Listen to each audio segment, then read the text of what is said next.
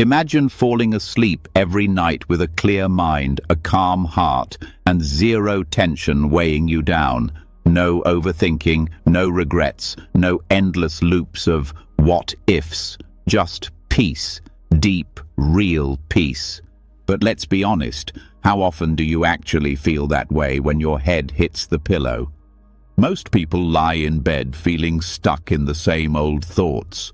Worries from the day, stress about tomorrow, guilt from the past.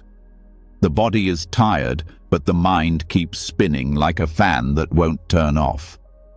Sound familiar? Here's the truth. If your mind doesn't rest, you don't rest. Sleep becomes shallow, dreams become heavy, and the next morning, you wake up already feeling tired, mentally and emotionally. But what if there was another way? What if you could fall asleep feeling light, peaceful, and free inside? Tonight, you're going to learn the best Buddhist lessons to release mental burdens, gently, simply, and without effort. These aren't just ideas to think about. They are ancient tools passed down through time to help you let go of what no longer serves you. Thoughts, emotions, expectations, all of it. And here's the best part. You don't need to meditate like a monk or chant in a cave. All you have to do is listen, feel, and let go. So before we start, I want you to make a quiet promise to yourself. You can even whisper it. Tonight, I let go. I welcome peace. Say it with meaning. Say it like you mean to stop carrying the weight of your world for just one night. Because once you learn to let go, even for a few minutes, your whole life can begin to change. All right, get comfortable. Breathe slowly. Let's begin. Let's pause for a second and consider something quietly. How much of your life feels like it's constantly being shaped by something else? Thoughts leading to emotions, emotions turning into actions, one worry pulling in the next, a non-stop chain of reactions. It feels normal. It feels like life. But what if that's not actually life at all? What if the real cause of stress, heaviness, and that constant background tension isn't the events of your life, but the way your mind is reacting to them, without you even realizing? What if there's something beyond that, untouched by it all? Tonight, you're going to be guided into something rare, a lesson few people talk about and even fewer understand deeply. It's called asankata, a Pali word the Buddha used to describe something truly unique, the unconditioned. And while the word may sound complicated, its meaning points to the simplest truth of all, the part of your mind that doesn't move, doesn't react, and doesn't suffer. Most of the time, the mind is busy. It's always constructing something. It reacts to what's happening. It explains, it defends, it plans. All of that activity is part of what Buddhism calls sankata, the conditioned. This means everything that arises due to causes and conditions. Every thought, every feeling, every opinion, every belief you hold, all of it is conditioned. None of it stands on its own. None of it is truly free. You don't have angry thoughts because you're bad. You have angry thoughts because the conditions are there for them to arise. The same goes for anxiety, craving, self-doubt, and even the belief that you need to be better. Asankata is what remains when those conditions stop. It's not a blank space, and it's not nothing. It's the still, silent clarity behind all the mental noise. Not a new idea, not a technique, not a belief, just an untouched truth, already present but hidden by the clutter of the mind. And the more you begin to sense this unconditioned nature, the more the rest of life starts to lose its tight grip on you. Not because life changes, but because you do. This isn't about learning how to force your thoughts to stop. It's about seeing through them. When you notice that thoughts are just conditioned echoes, memories, expectations, inner habits, you stop taking them so seriously. You see them arise, pass, and you remain. That you that remains is not your personality. It's not your opinions. It's the awareness that doesn't come and go. That's the beginning of discovering asankata. The Buddha didn't describe this as a place you go. He described it as the very end of struggle. The absence of fabrication, a mind that no longer grasps, no longer builds. When you stop creating more layers of interpretation and meaning, when you stop trying to fix every emotion or control every outcome, a space opens. And that space is not empty in the scary sense. It's empty of clinging, empty of pressure, empty of identity. It's peaceful because it doesn't demand anything, and it's not new. It's what was always here when the storm of the mind stops stirring up the surface. You might notice that most of your suffering doesn't come from events themselves, but from how your mind interprets them. A simple situation triggers a mental story. That story leads to a judgment. That judgment builds into a mood. That mood changes how you behave, and the cycle repeats. But the core teaching here is that all of that is optional. It only feels automatic because you've practiced it for so long. And once you begin to see that, something in you relaxes. You start to see the mechanical nature of the mind. It reacts because that's what it's conditioned to do. Not because there's something wrong with you, not because your problems are special, but because this is how minds behave when they're not seen clearly. When you finally see it, the reactions lose their power. You don't have to change them. You don't have to fight them. You simply stop identifying with them. That's when something deeper shows itself. Not an emotion, not a thought, not an experience, but a kind of silent presence that doesn't come and go. It's not excited or bored. It doesn't need praise. It doesn't worry about failure. It just is. And from there, peace arises naturally. Not the kind of peace that needs to be defended, not the kind that only lasts if everything goes your way. A peace that holds everything, that doesn't push or pull, that doesn't break under pressure. This is why the Buddha described Nibbana, the goal of the path, as the realization of the unconditioned. Because as long as your happiness depends on anything conditioned, your success, your thoughts, your reputation, your health, it's fragile. But when you stop leaning on those things, you stop suffering when they change. And they always change. But now you're rooted in what doesn't. You stop needing to be anyone. You stop needing to become.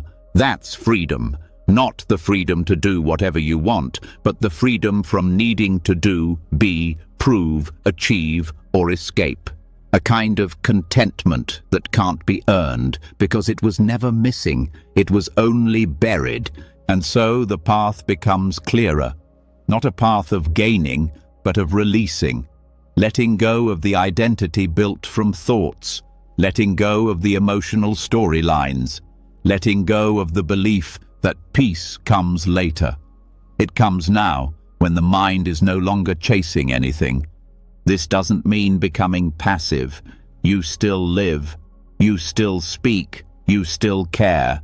But your actions come from a quiet mind, not a grasping one. And that changes the quality of everything. There's no tension behind your effort, no panic behind your plans, no tightness behind your choices. just presence, just simplicity, just what's needed, when it's needed. As this deepens, you begin to experience something unusual, the absence of inner resistance. Things still happen, but you stop creating extra suffering. That doesn't mean you feel happy all the time. It means you stop fighting whatever appears. And strangely enough, that's when joy appears, not because you forced it, but because the obstacles to joy fell away. The unconditioned is not an achievement. It's a return to what's not pulled by praise or blame, not caught in past or future, not driven by fear or desire. It doesn't mean you don't feel. It means your feelings don't define you. It doesn't mean you don't think. It means your thoughts are no longer in charge. And once that becomes real, there's a sense of space in everything. Even difficult moments feel lighter. You can be in the middle of a conversation, a challenge, or even a loss, and still feel an inner quietness that doesn't break, because your mind isn't being dragged anymore. It's resting, not sleeping, but resting in awareness that doesn't hold on.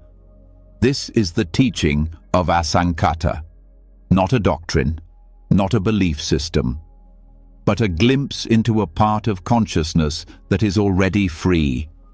And every moment you see it, even for a breath, you weaken the hold of suffering. You dissolve another layer of reactivity. And what remains is not blankness, it's peace.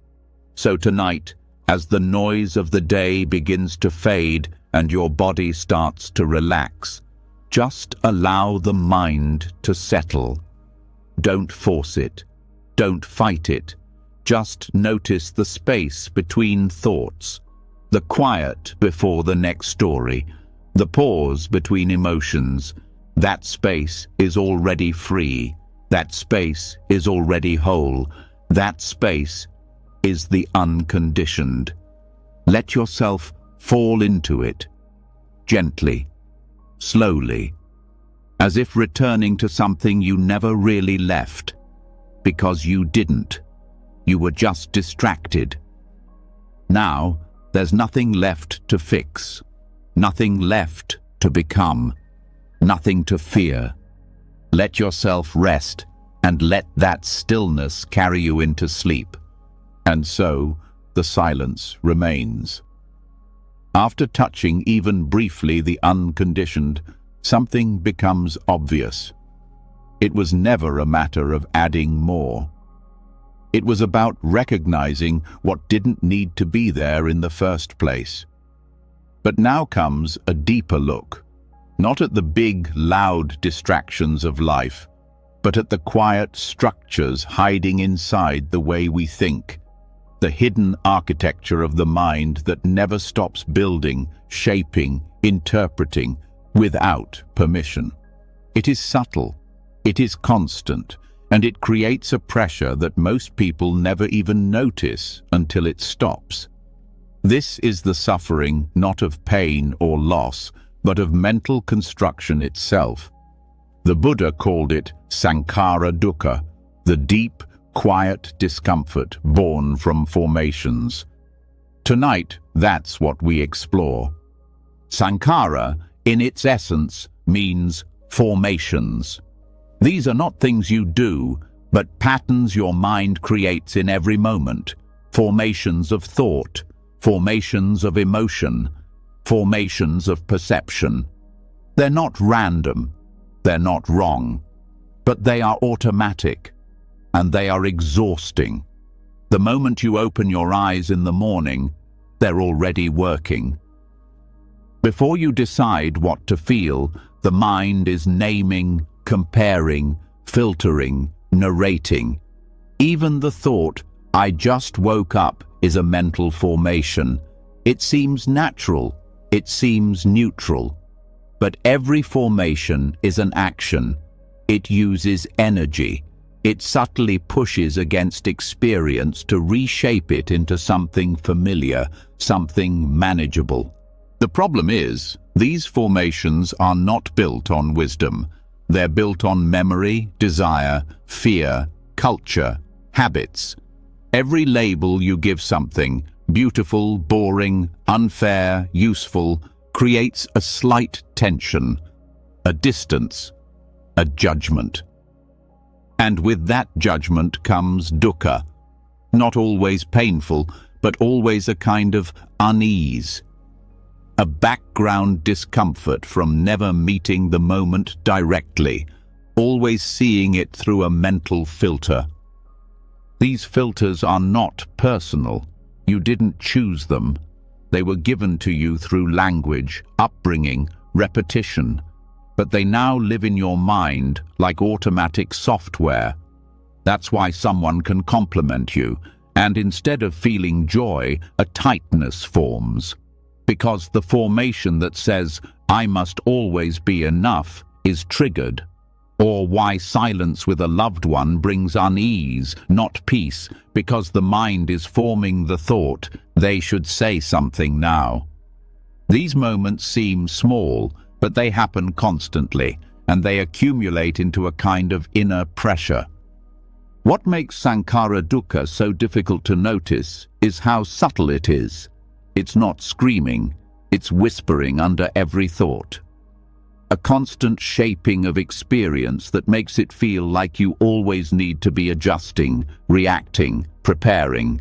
Even when nothing is wrong, the mind is forming opinions, attaching meaning, calculating. It doesn't rest. And because it doesn't rest, you don't rest. This is why meditation can be so confronting. When you sit in silence and start watching the mind, it doesn't become quiet. It becomes loud. Not because the thoughts are increasing, but because you're finally hearing them. You begin to notice just how non-stop the forming is. One image leads to a memory. That memory leads to a story. The story leads to a reaction, then a plan, then a conclusion. All of it happening without conscious effort. And here's the key. Each of those steps is a sankhara. Each one is a formation. Not just thought, but the background structure that allows the thought to even appear. And every single one of them adds a little weight to your experience, a kind of tightness in the chest, a tension in the jaw, a spinning in the mind. This is not caused by the content of the thoughts, but by the process of formation itself. That's the deeper dukkha. The solution isn't to stop thinking. That would be just another formation. The solution is to see clearly, to understand the mechanism. When you observe a thought arise and pass without attaching to it, something changes. You're not feeding the formation, you're allowing it to dissolve. And in that dissolving, something lighter appears. Not a better thought, not a new story, but the absence of pressure. A mind not forming itself moment by moment. This requires a shift in how you pay attention. Normally, attention is horizontal, it follows the content, but freedom comes when attention turns vertical, down into the structure. Instead of asking, "What am I thinking?" you ask, "What's the mind doing to make this thought happen?" That shift reveals the whole game, and once seen, the game begins to lose its grip. One of the most powerful ways to observe this is through language. Every word you use internally is a formation. Calling something mine is not neutral. It creates a shape of ownership. It creates a tension of protection. It builds a self that can lose. Calling something wrong creates a mental opposition, even if there's no physical threat. And when the mind lives in constant opposition, constantly categorizing, separating, It suffers, even if everything looks fine from the outside. But this doesn't mean you stop using language. It means you become aware of the cost. You speak inwardly with less rush. You label with more caution. You realize that naming something is not just recognizing it, it's shaping your experience of it. And if you shape too much, too often, the weight becomes unbearable, even if you're smiling on the surface. This is where insight deepens. As you observe these patterns without reacting, you begin to see the difference between awareness and formation. Awareness is spacious. It includes. It doesn't control. Formation is narrow. It divides. It pushes.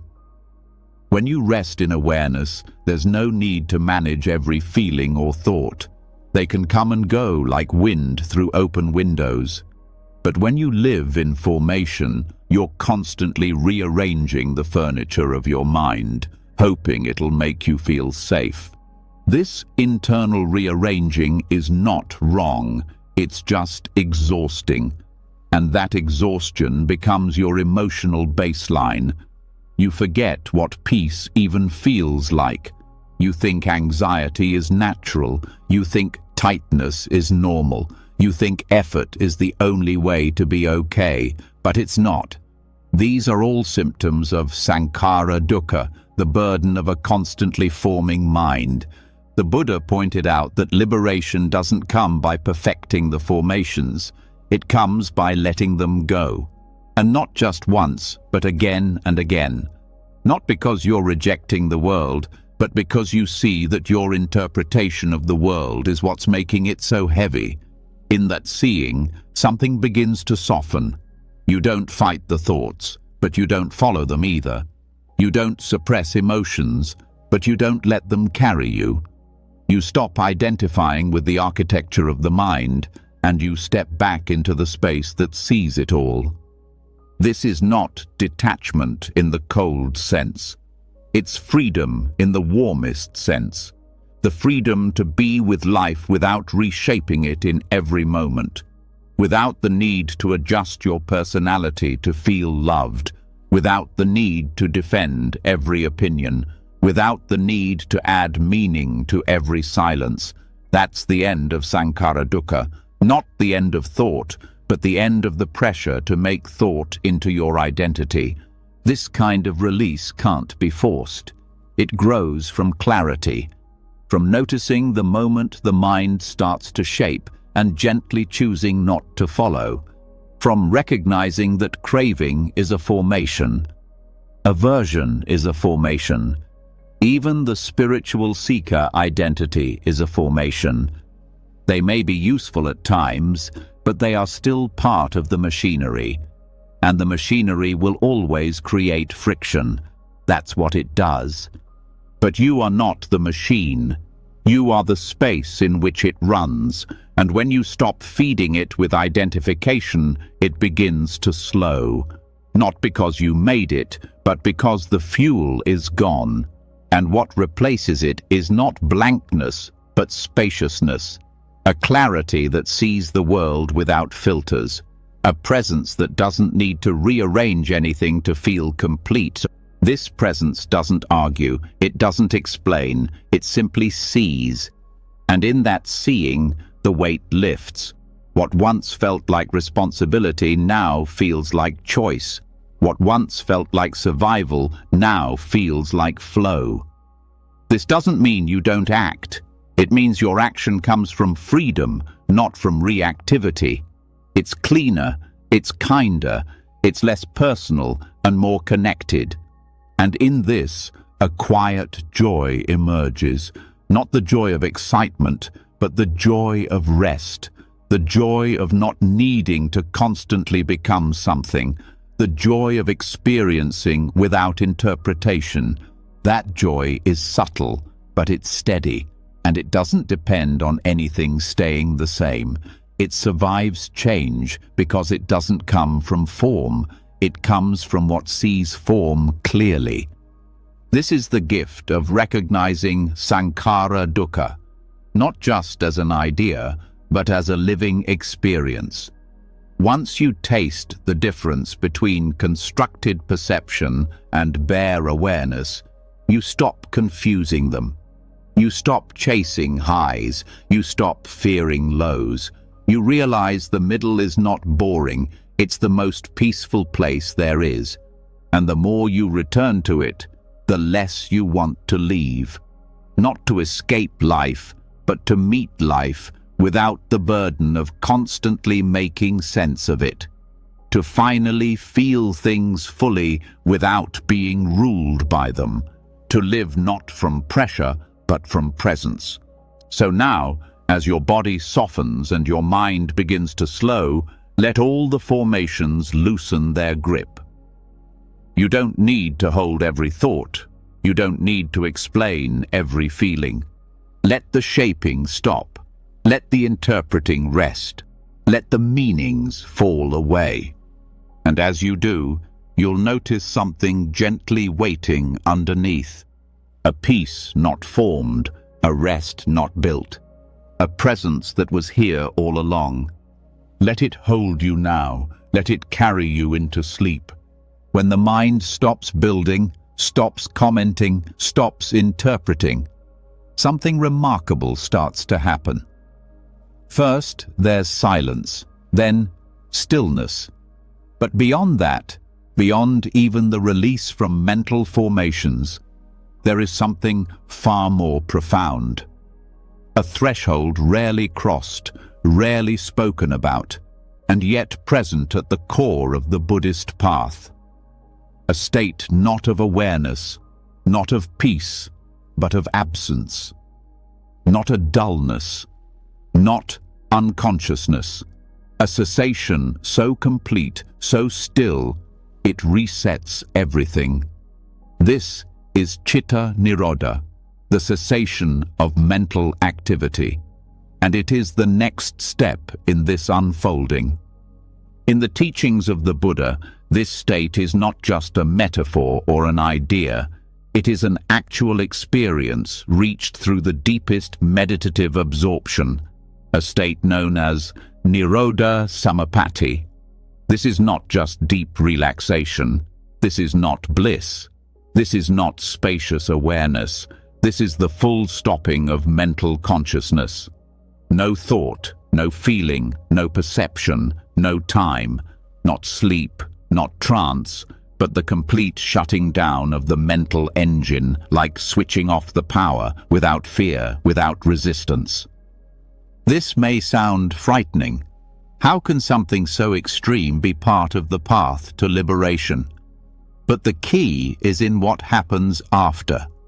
When consciousness restarts, when the awareness of experience reappears, it doesn't come back the same way. The circuits that were used to thinking in loops, to reacting in patterns, to holding trauma in memory, they are softened, disrupted.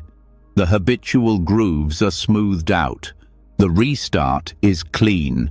This is why the cessation of consciousness, though temporary, can leave permanent changes. In daily life, your mind is never fully still. Even when resting, some part of it is tracking, planning, defending, remembering. There is almost always a subtle pulse of becoming, of identity maintaining itself. In Nirodha Samapatti, that identity is dropped entirely, not replaced, not improved, just gone. And yet, this isn't harmful. The body doesn't collapse. The heart keeps beating. But the sense of a me being in control simply vanishes. Not forever, but long enough for the nervous system and the deeper layers of psychological tension to reset. To understand the depth of this, it helps to look at the way the mind normally operates. Consciousness is conditioned. Every thought depends on some object. Even awareness of stillness is still activity. When you say, "I'm observing," there is still duality. But in cessation, that duality stops. There is no observer, no observed. No mind watching the absence of mind. It is a gap in time where time isn't being measured. It is not even remembered clearly afterward, but its effects are unmistakable. It is not about achieving something. You cannot will yourself into Nirodha Samapatti. You cannot fake it. It comes only through a deep refinement of meditative stability known as jhana and the fading of mental volition. The practitioner gradually reduces activity layer by layer. First, external noise is left behind. Then, internal commentary. Then, even the pleasure of peace is released. Eventually, nothing is left but a readiness to stop, not out of rejection, but out of completion. And when the mind stops without clinging, without grasping, without any sense of self needing to continue, the door to cessation opens naturally. But even without entering full cessation, there is something here for everyone. Even short glimpses of deep non-doing, even the beginning of mental fading, can bring profound relief. Most people never experience one moment of mental non-activity. The thinking mind is always on. Even during dreams, it continues spinning. But when you sit in meditation and drop effort, drop identity, drop even the wish to meditate, the surface of the mind begins to calm. At first, it's subtle, just a quieting, then perhaps a disappearance of commentary, then perhaps a dissolving of the sense of time. Each layer that stops creates more space. And that space is not neutral. It is deeply healing, because it is the one thing the modern mind rarely touches: rest without self. The absence of inner construction. What's often misunderstood is that this isn't about escaping life. It's not a retreat from feeling.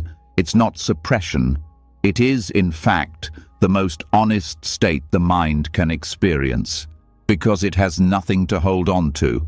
There is no narrative being shaped, no emotion being processed, no tension being digested. And for once, the inner machinery doesn't have to keep up appearances. It doesn't have to explain itself. There's nothing to explain. In this gap, subtle conditioning has no anchor. Trauma, which often survives by looping through emotional memory, cannot run if the memory processor is down.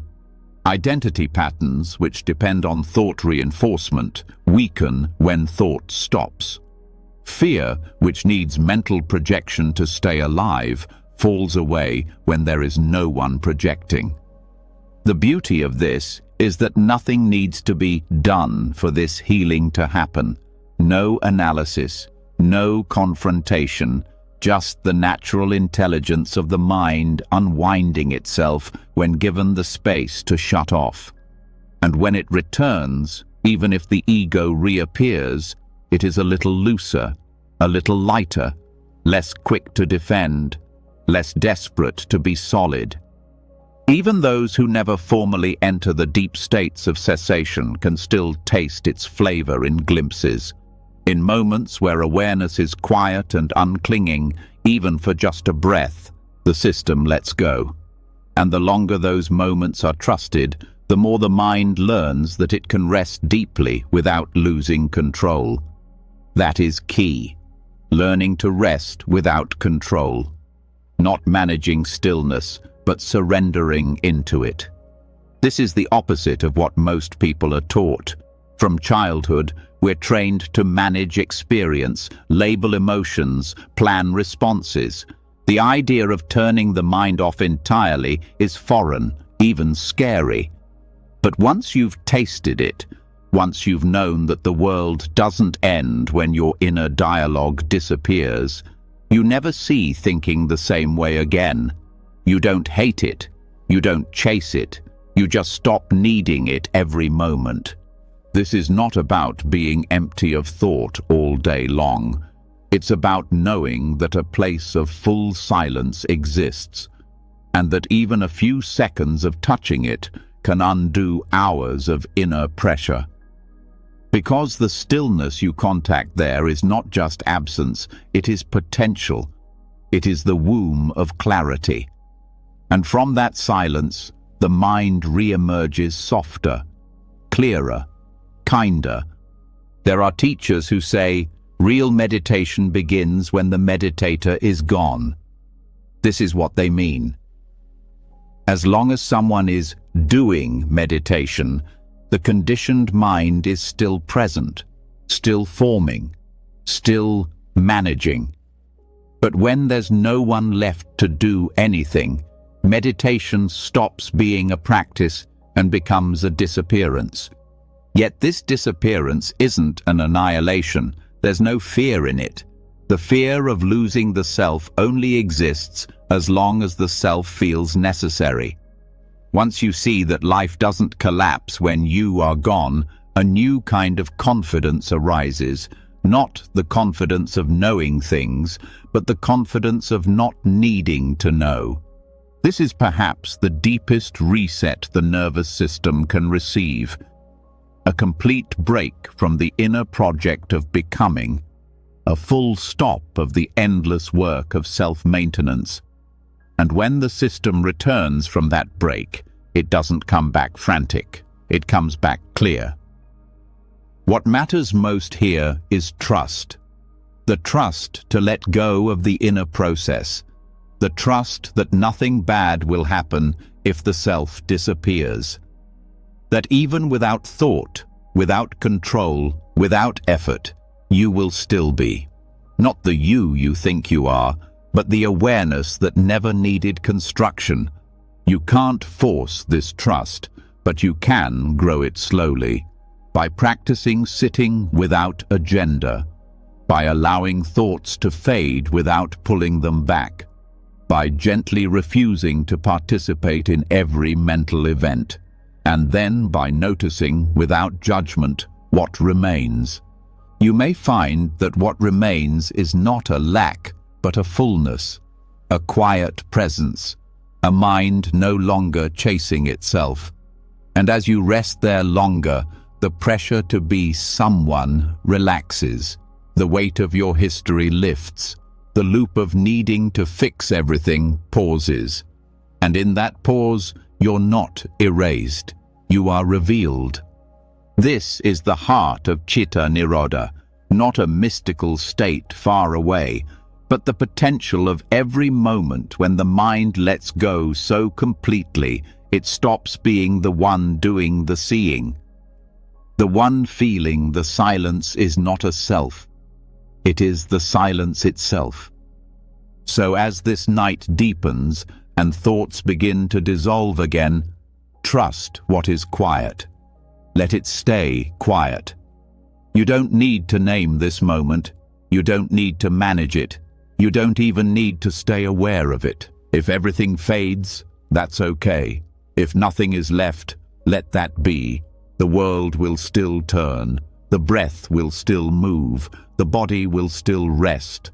And when you return, whether in a few minutes or after sleep, you may find the world lighter, your mind clearer, your heart more open, not because something was added, but because everything was let go. This is the blessing of cessation, not escape, not blankness, but the deepest reset a mind can know. Let yourself disappear into that reset now. Let all thoughts fall back. Let the inner world go dark, not with fear, but with rest. There's no one left to do, no need left to become, no watcher left to observe, just the pure, sacred pause. Let it hold you, let it wash you clean, and rest. After resting in that deep pause, after the mind has ceased its restless constructing and dissolved even the sense of a watcher, something begins to stir again. Awareness returns, consciousness lights up gently. But what now reappears isn't the same as before. There's a softness, a slower rhythm. And in that return, a new possibility opens up, one that can only be clearly seen after experiencing a moment of not being wrapped in it. The stream of thought begins again, but this time it's no longer taken for granted. It can be observed, questioned, seen for what it really is, a stream, not a self. For most people, thought feels like identity. The words in your head don't just sound like you, they feel like you.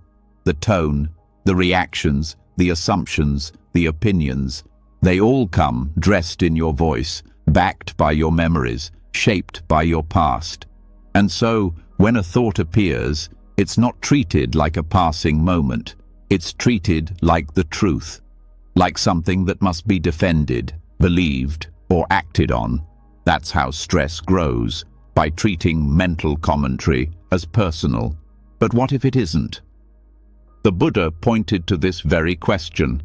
He taught that thought is one of the 5 aggregates or components of self-experience, but none of these are the self. Thought is just one function of mind. It arises, it passes, and it doesn't carry ownership. No one creates a thought on purpose, it simply appears. When it's pleasant, we cling to it. When it's disturbing, we try to get rid of it. But either way, we relate to it as mine. That is the problem. The moment my thought appears, suffering soon follows. When the mind sees thought as impersonal, something fundamental shifts. A thought can be kind, cruel, brilliant, absurd, but it no longer defines anything. It becomes an event, like wind moving through leaves. It is noticed, maybe even appreciated or questioned, but not claimed. That's what frees the mind from the endless emotional roller coaster. Not the absence of thought, but the absence of identification. This might seem subtle, but it has enormous power. Take a moment of anxiety. The normal approach is to believe the anxious thought, try to solve the problem it presents, or fight it as irrational. But both approaches assume the thought is yours. When that ownership drops, the energy behind it collapses. The anxious thought is just another wave in consciousness. It doesn't require solving. It doesn't reflect who you are. It's simply what the mind is producing in this moment, based on past conditions. That distance doesn't numb you, it liberates you. The key here is observation without ownership. This is not the same as detachment or pushing thought away. It's the active understanding that what arises in the mind is just an echo, not a command, not a threat, not a truth. It is a conditioned appearance, and that means it has no real authority unless you give it one. This is why mindfulness isn't just about noticing what's happening. It's about noticing how the mind adds to what's happening. The thought, "I'm not good enough," might appear in a fraction of a second. But it's not dangerous until the mind believes it, identifies with it, and builds a story around it. If the thought is seen clearly as just a product of conditioning, maybe from a comment in childhood or a cultural message absorbed unconsciously, it has no power. It rises, it falls. No one was insulted, no one failed. There's no self to be judged. That level of clarity takes practice, but it's not complicated. It begins with simple noticing. Hearing the thought without becoming the thought. Feeling the emotional ripple without reinforcing the mental storyline that came with it. That's how the narrative stream begins to thin out. Not by cutting off thought, but by refusing to ride the current unconsciously. The narrative stream is what keeps identity alive. It runs like a quiet background app, telling the story of me, what I like, what I regret, what I need, what I fear. It collects memories to support its claims. It edits out what doesn't fit the image, and it presents every thought it generates as either helpful or necessary. But once seen clearly, the narrative loses its grip. The story is no longer convincing because the storyteller is exposed as just another mental function. It's helpful here to remember that even intelligent, complex thoughts are just formations. A clever analysis is not more personal than a random mental image. They're both temporary constructions. They come, they pass. They're shaped by past experiences, language habits, emotional states, and biological rhythms. But none of that adds up to a permanent self. It just adds up to a temporary stream. This is what it means to objectify thought, not in a cold or clinical way, but in a way that brings relief. Thought is not the problem. Believing it's who you are, that's the tension. When a judgmental thought arises, see it as just another weather pattern in the mind. When a fearful image flashes up, know that it's just an echo, not a prophecy. And when a proud or joyful thought appears, don't push it away, but also don't cling to it as your definition. Let it come, let it go, like watching birds fly across the sky. Beautiful or ugly, they don't leave a mark. The more you practice this kind of seeing, the more natural it becomes. You begin to trust that thoughts don't require management. They require understanding. And the understanding is this: they are not you. They are not yours.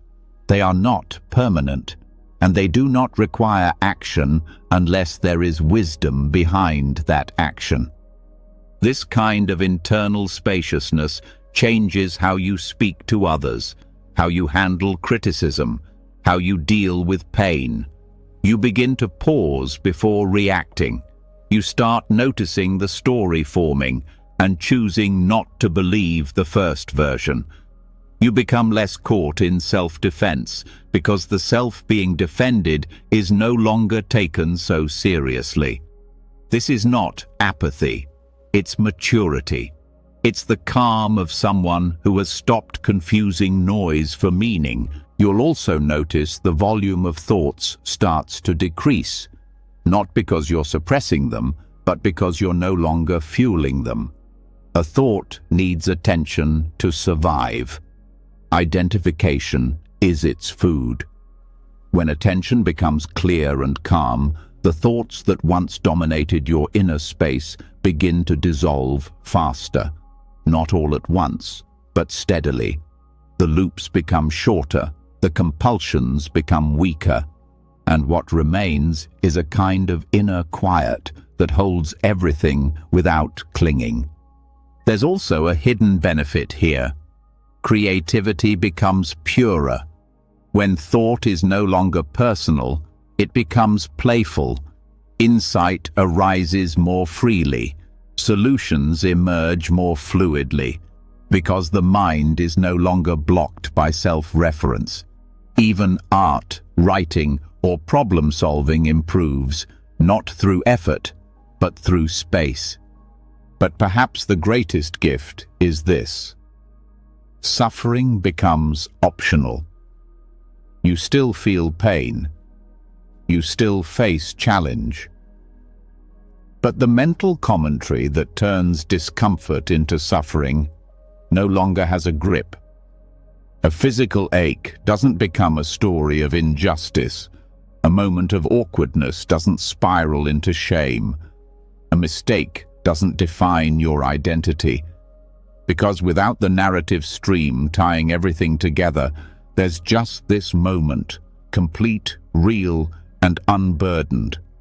This isn't something you achieve once. It's something you return to again and again. Each time you see a thought arise and let it pass, you strengthen the habit of freedom. Each time you recognize the voice in your head as just a voice, not a master, you become more grounded, and eventually, that recognition becomes second nature. You walk through the world with the quiet confidence of someone who no longer believes every story the mind tells. That's not detachment. That's presence. You're here, fully, but no longer fooled. And that's a freedom deeper than happiness. It's the freedom of not needing to chase a better version of yourself in every thought. It's the freedom of being at ease, even when the mind is busy, because you no longer confuse its noise for your truth. As this night deepens and your awareness softens again, let the thoughts continue if they must, but watch them from a little further back. Not coldly, not with judgment, just with clarity. Let them rise like steam and disappear into silence. Let the voice in your head keep talking, but don't lean in. Don't respond. Just notice how easily it keeps going when you're not involved. And in that noticing, rest. Let the stories fall apart. Let the commentary dissolve.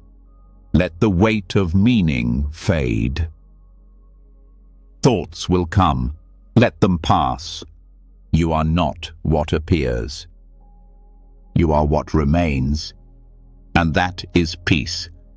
When the stream of thought is no longer believed to be personal, something loosens that had been tight for a very long time. The grip of mental stories softens. The pressure to defend, explain, or become relaxes. The mind no longer needs to create a version of you out of every passing thought. And in that quiet, a new question naturally arises, not from effort, but from clarity. If these thoughts don't define who I am, then what do they really reflect? The answer begins to point in a radical direction. They reflect a mind trapped in time. Thought, by its nature, moves through time. It projects, it remembers, it loops between what happened and what might happen. Even when the body is still and the present moment is calm, the mind travels. It relives conversations, it replays failures, it imagines threats that haven't come and pleasures that haven't arrived. This constant movement doesn't just waste energy, it creates stress, longing, regret, fear. It constructs an entire emotional life around events that aren't happening, and the mind lives in this artificial world as if it were real. The Buddha saw this clearly. He didn't just point to the suffering caused by desire or identity.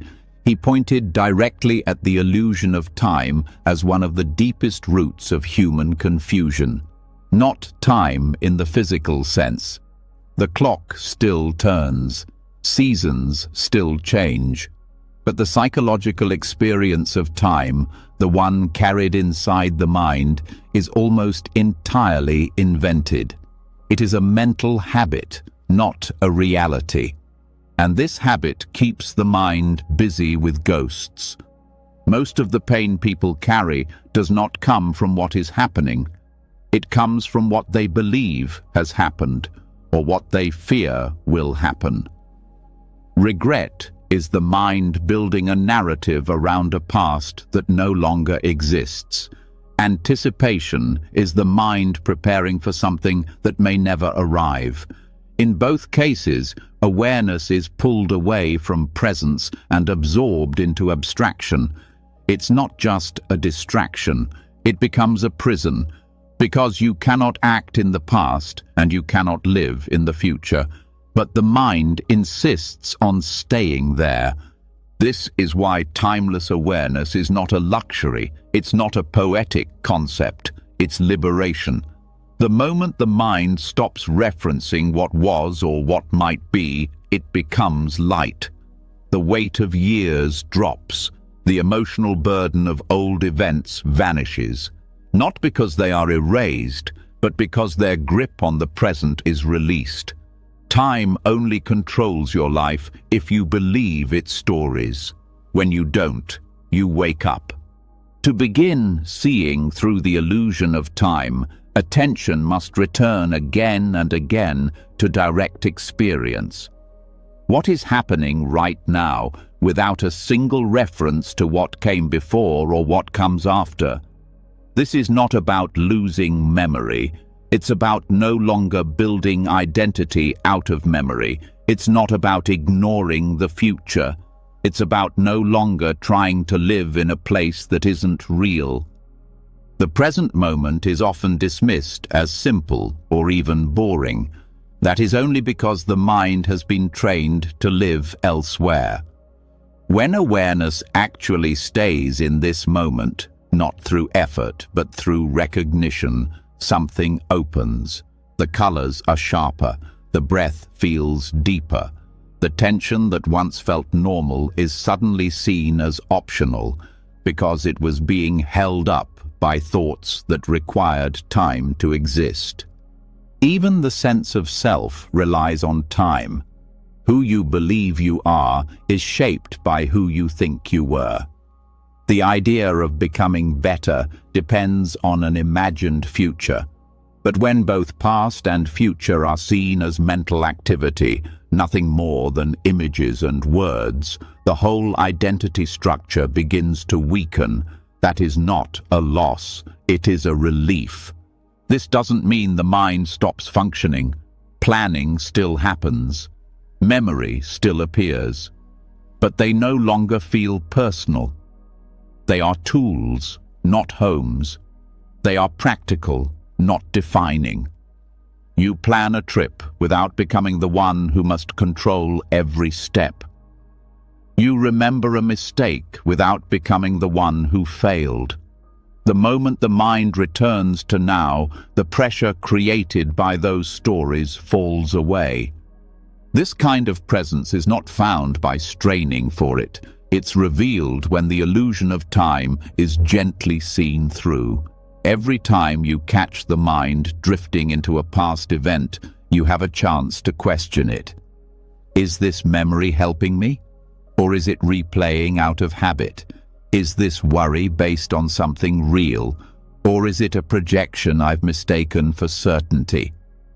That questioning is not mental, it's experiential. You feel the body soften when you drop a story. You notice space open when you stop feeding a worry. The future loses its grip. The past stops being a weight. And what remains is quiet clarity. A clarity that can't be named, but can be lived. This is where timeless awareness begins, in the noticing that thought is time. And when you stop following thought, time dissolves.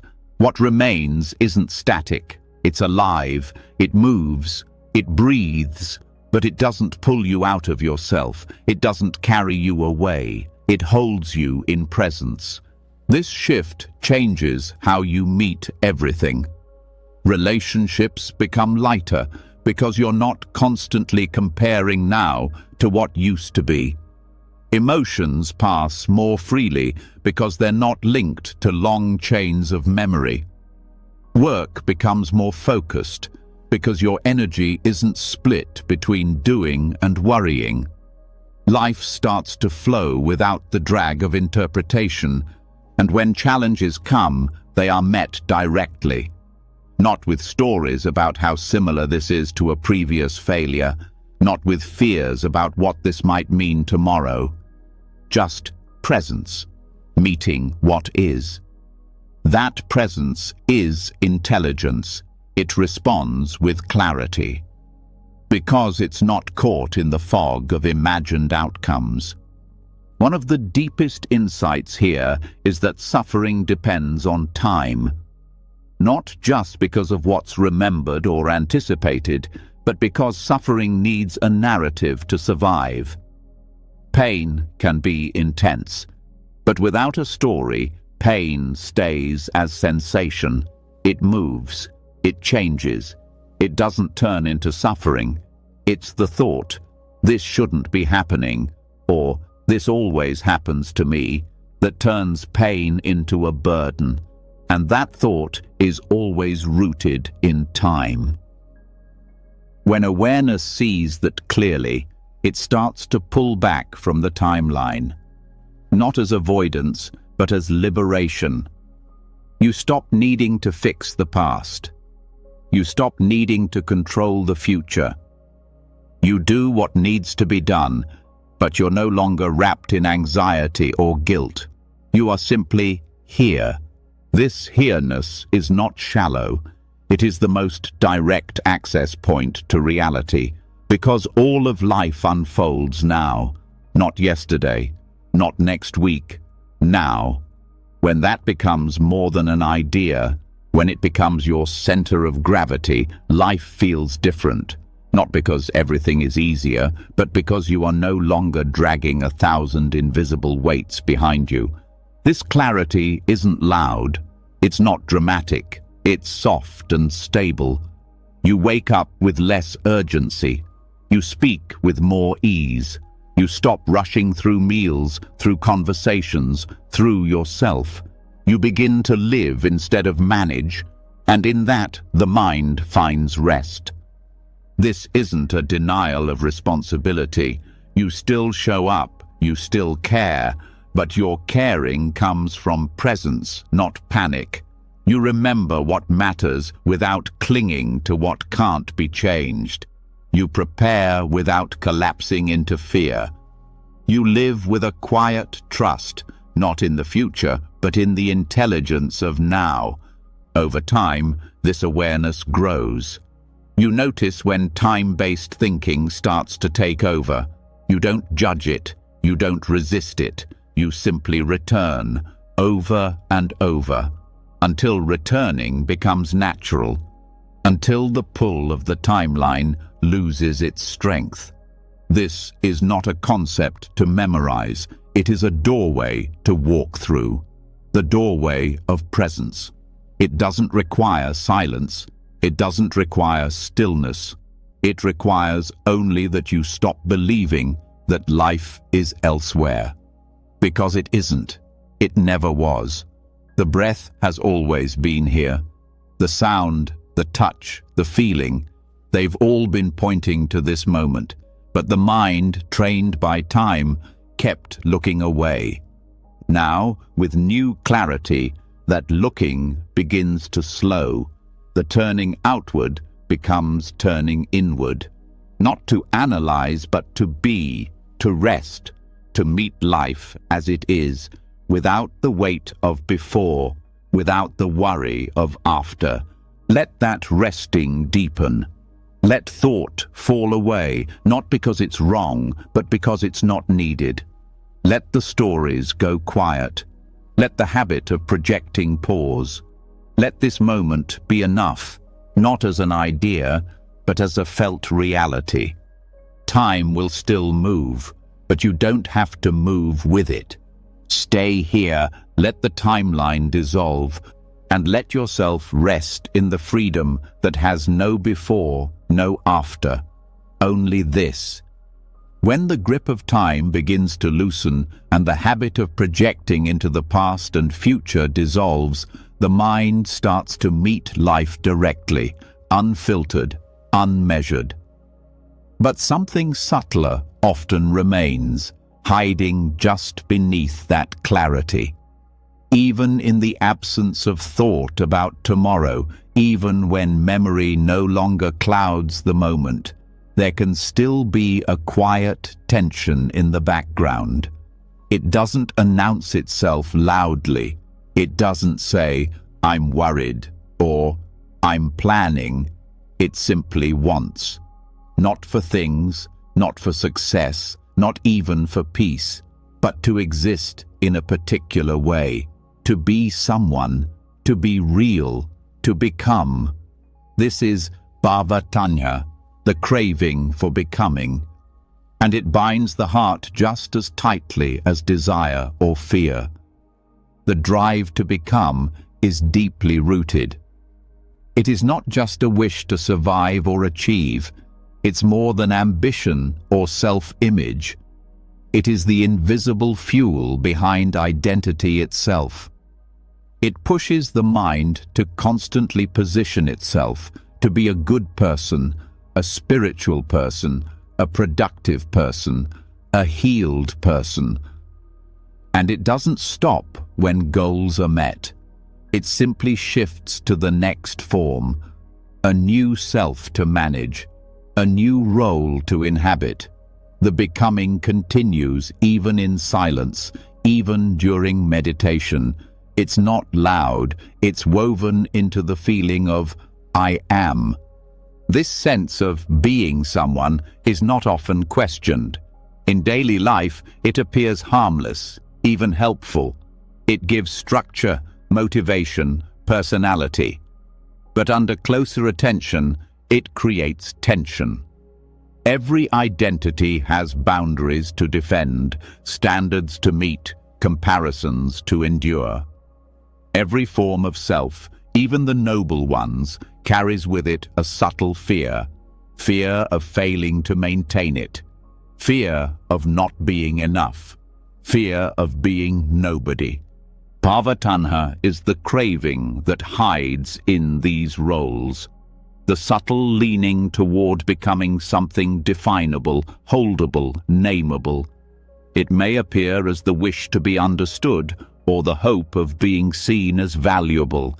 It may show up as the drive to progress in practice, to get somewhere spiritually. It can even mask itself as the aspiration to let go or awaken. But as long as there's a mental movement toward becoming, even becoming free, the tension remains. This is why the Buddha didn't just point to desire as a problem. He pointed to the desire to be and the desire not to be as two of the deepest fetters on the path. Not because existence is wrong, but because the grasping at identity, even the subtlest one, creates friction. It resists impermanence. It seeks continuity where there is only flow, and that resistance brings suffering. Seeing this clearly doesn't require erasing the personality. It doesn't mean you stop functioning or relating. It means you begin to notice when the mind is subtly building itself again. A sense of me hardening around a reaction, a thought, a preference. That hardening is the beginning of becoming. It feels like tension in the chest, like urgency behind action, like self-importance wrapped in subtle justification. The practice here is not to destroy the sense of self. It is to stop feeding it, to stop constructing it again and again. The way out of becoming is not to become its opposite. It's to rest in the space before the becoming starts, to see the impulse arise and not follow it, to feel the need to define yourself and let it pass. This is subtle, but it is possible. And with each glimpse, the mind becomes lighter. The need to control perception fades. The importance of opinion shrinks. You stop needing to stand out. You stop needing to fit in. You stop needing to prove your depth or innocence or strength. Because the one who needs to prove anything is just another layer of becoming, another mask the mind puts on to avoid the simplicity of just being. And being itself is not the problem. It's the selfing that rides on top of it. The construction that says, I am this, or I must not be that. That's where suffering begins, because whatever you become, you must protect. And what must be protected will eventually bring fear. Even the craving to become peaceful can be a trap. It creates an inner checklist. Am I calm enough? Am I progressing? Am I still who I thought I was last week? That comparison keeps the mind restless. It turns presence into performance. It creates an invisible tension where there could be stillness. So what happens when the craving to become drops away, even for a moment? There is no loss. There is no blankness. There is just presence without self-reference. Things arise and pass. Emotions move through. Sensations appear and vanish, and none of it is taken personally. Not because you're detached, but because there's no center needing to be reinforced. This kind of presence is not dull. It's alive, intimate, responsive. It listens deeply. It moves with clarity. But it doesn't lean forward into an identity. It doesn't need a story. It doesn't try to leave a trace. It is empty of pressure, and yet it functions beautifully. You still speak, still act, still care, but there's no need to make it about you. That absence of self-reference frees up enormous energy. That energy can now rest or flow into compassion or creativity or silence. It's no longer wasted on inner management. The process of releasing bhavatanha starts with noticing the push, that subtle movement toward becoming, that little voice that says, I need to be understood. I want to be admired. I must be better. Not to silence it, but to see it, and in the seeing, to let it be, without obeying it, without condemning it, just letting the wave rise and fall without riding it. Over time, the impulse weakens. It becomes easier to be nobody, not in a cynical way, but in the most honest way. Nobody needing credit, nobody needing a label, nobody needing to win. And that kind of nobody is the most open space there is. It's where compassion flows freely. It's where wisdom isn't clouded by ego. It's where rest becomes natural. This is not withdrawal from life. It's full participation without tension. Because you are no longer trying to be something. You are just being, without agenda, without shape, just here. This frees you even in relationships. You stop needing to play roles. You don't try to be the wise one, the forgiving one, the helpful one. You just respond as the moment asks, without script, without effort to hold a persona. That authenticity feels light. It feels spacious. It feels like breathing for the first time after holding your breath for years. Even in solitude, the drive to become can appear. Thoughts arise that try to judge your worth based on what you're doing or thinking. The mind may wonder if you're doing it right, if you're growing fast enough, if you're enlightened enough. All of that is just more becoming, just more narrative. But when the narrative is seen as just thought, not truth, it loses power. And in that space, the mind remembers its natural state, quiet, open, not seeking, just aware. And then even the seeking for awareness can dissolve. You stop looking for states. You stop evaluating your stillness. You stop being the one trying to have an experience, because even the seeker is a role, a mask, another movement of becoming. Freedom comes not from perfecting the self, but from no longer needing one, from no longer reinforcing the illusion of solidity. This does not lead to confusion. It leads to simplicity. The kind of simplicity that doesn't ask for attention, that doesn't demand resolution, that just rests in what is. And so the path becomes clearer, not a path of improvement, but of release. Not a path of gaining, but of surrender. Not a path to become, but a path to stop becoming. And in that stopping, life begins to live itself. No struggle, no tension, just presence unfolding, no self trying to hold it together, no image being curated, no script being performed.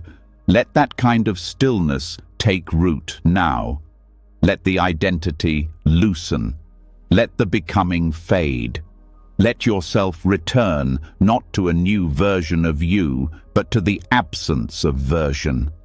The body breathes, the mind rests, and in the space where no one is trying to be anything, peace begins to bloom. Let it, and stay.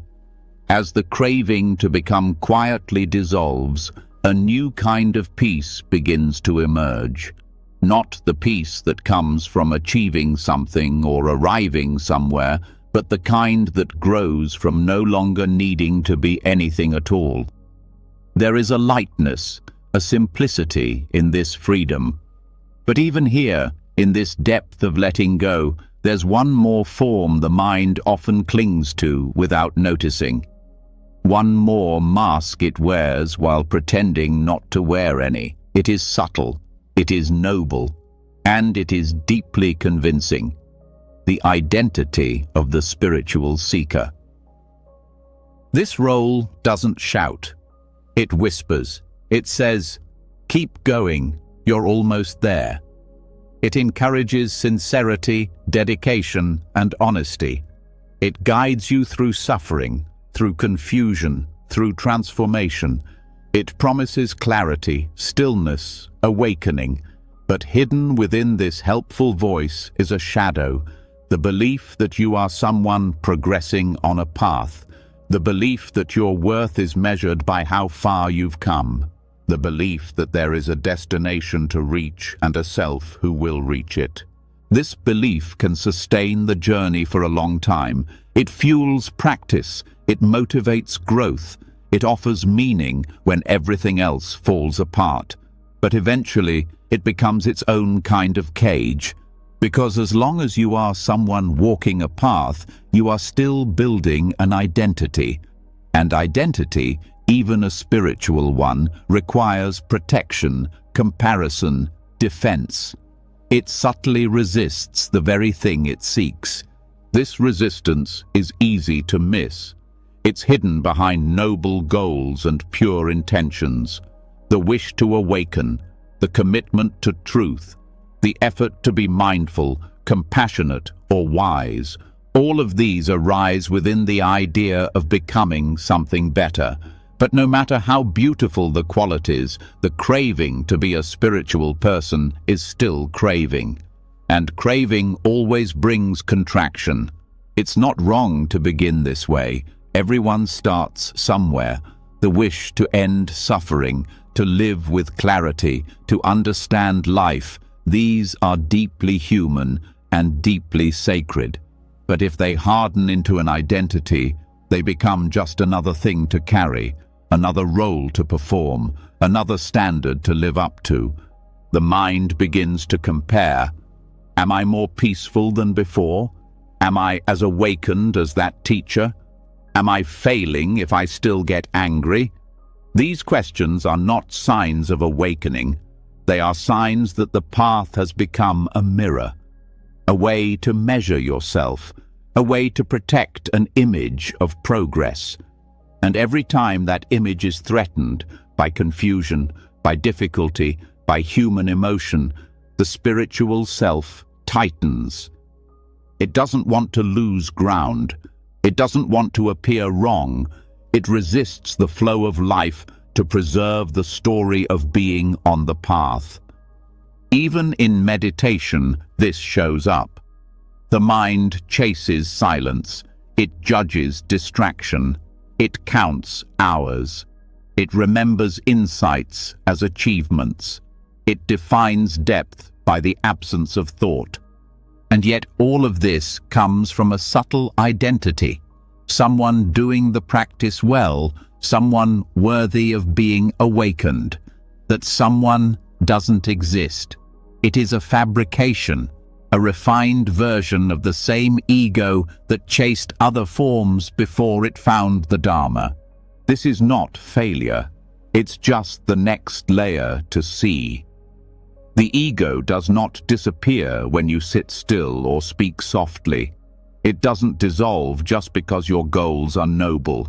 It adapts. It puts on robes. It learns the right words. It starts talking about emptiness and non-duality, but underneath it is still measuring, still seeking approval, still needing to be special. The danger of the spiritual identity is that it hides inside the very thing meant to reveal the truth. It turns teachings into beliefs. It turns practice into performance. It turns presence into pride. And without careful attention, it becomes a trap more powerful than desire or fear, because it feels like truth. The Buddha did not teach a path of self-improvement. He taught a path of self-transcendence, not to become a better version of yourself, but to see that the self is not what it appears to be, not to polish the ego, but to see through its illusion, not to decorate your spiritual life with experiences, titles, or milestones, but to notice that none of these are necessary for peace. Real peace comes when the whole story of becoming, even becoming awakened, is dropped. When there is no longer someone walking, someone seeking, someone trying to reach. When the present moment is no longer a means to a better version of yourself, but the complete expression of life as it is, without commentary, without destination, without measurement. Letting go of the seeker identity doesn't mean abandoning the path. It means walking it without ownership, practicing without story, living with awareness, not as a spiritual person, but simply as awareness itself. There is no need to claim it, no need to narrate it, no need to prove it. Awareness doesn't need to be anything, it just is. This shift is subtle but transformative. You still meditate, but not to become calm. You still speak the truth, but not to be seen as wise. You still meet pain with compassion, but not to fulfill a role. You do these things because they are natural expressions of a mind that is no longer trying to be someone. Without the seeker identity, practice becomes lighter. There is no failure, no progress to defend, no identity to polish. When anger arises, it is just anger, not your failure. When clarity comes, it is just clarity, not your success. The mind stops making everything personal. It lets go of spiritual self-importance. It stops needing to be on the path all the time. This allows for honesty. You can be completely human, messy, unsure, changing. You no longer hide behind ideals. You no longer pretend to be peaceful when you're hurting. You no longer act wise when you're confused.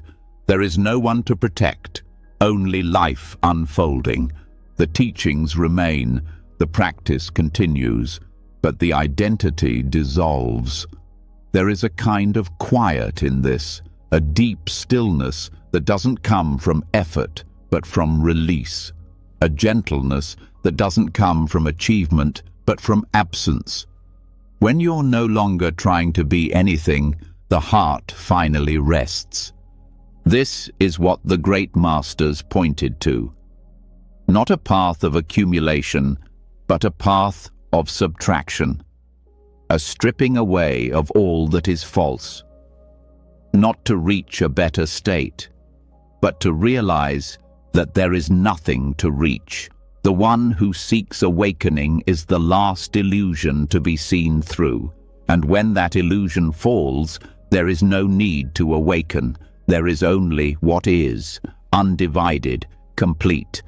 And so the deepest letting go is not letting go of the world. It is letting go of the seeker, the one who tried so hard, the one who wanted it so badly, the one who did everything right, the one who waited for peace. That one was never real, just another story, just another attempt to be someone. When that effort ends, the mind becomes simple again, not because it figured it out, but because it no longer needs to. It no longer needs to be right, to be spiritual, to be healed. It just needs to be still. That stillness is not a goal. It is what remains when the movement toward goals fades. It is what shines through when there is no one left to maintain an image. And it is available now, not after enlightenment, not after more effort, but here in the release of the identity that says, I am becoming free. Let that identity drop now. Let the seeker rest. Let the one who walks the path dissolve into the path itself. There is no distance to cover, no future state to reach. There is only this moment, untouched by who you think you are. Stay here. No role, no seeker, no progress to make. Just the silent peace that doesn't belong to anyone and never needed to.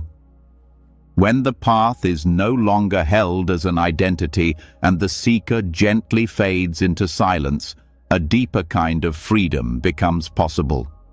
There is nothing left to prove, no one left to become, no spiritual self to maintain.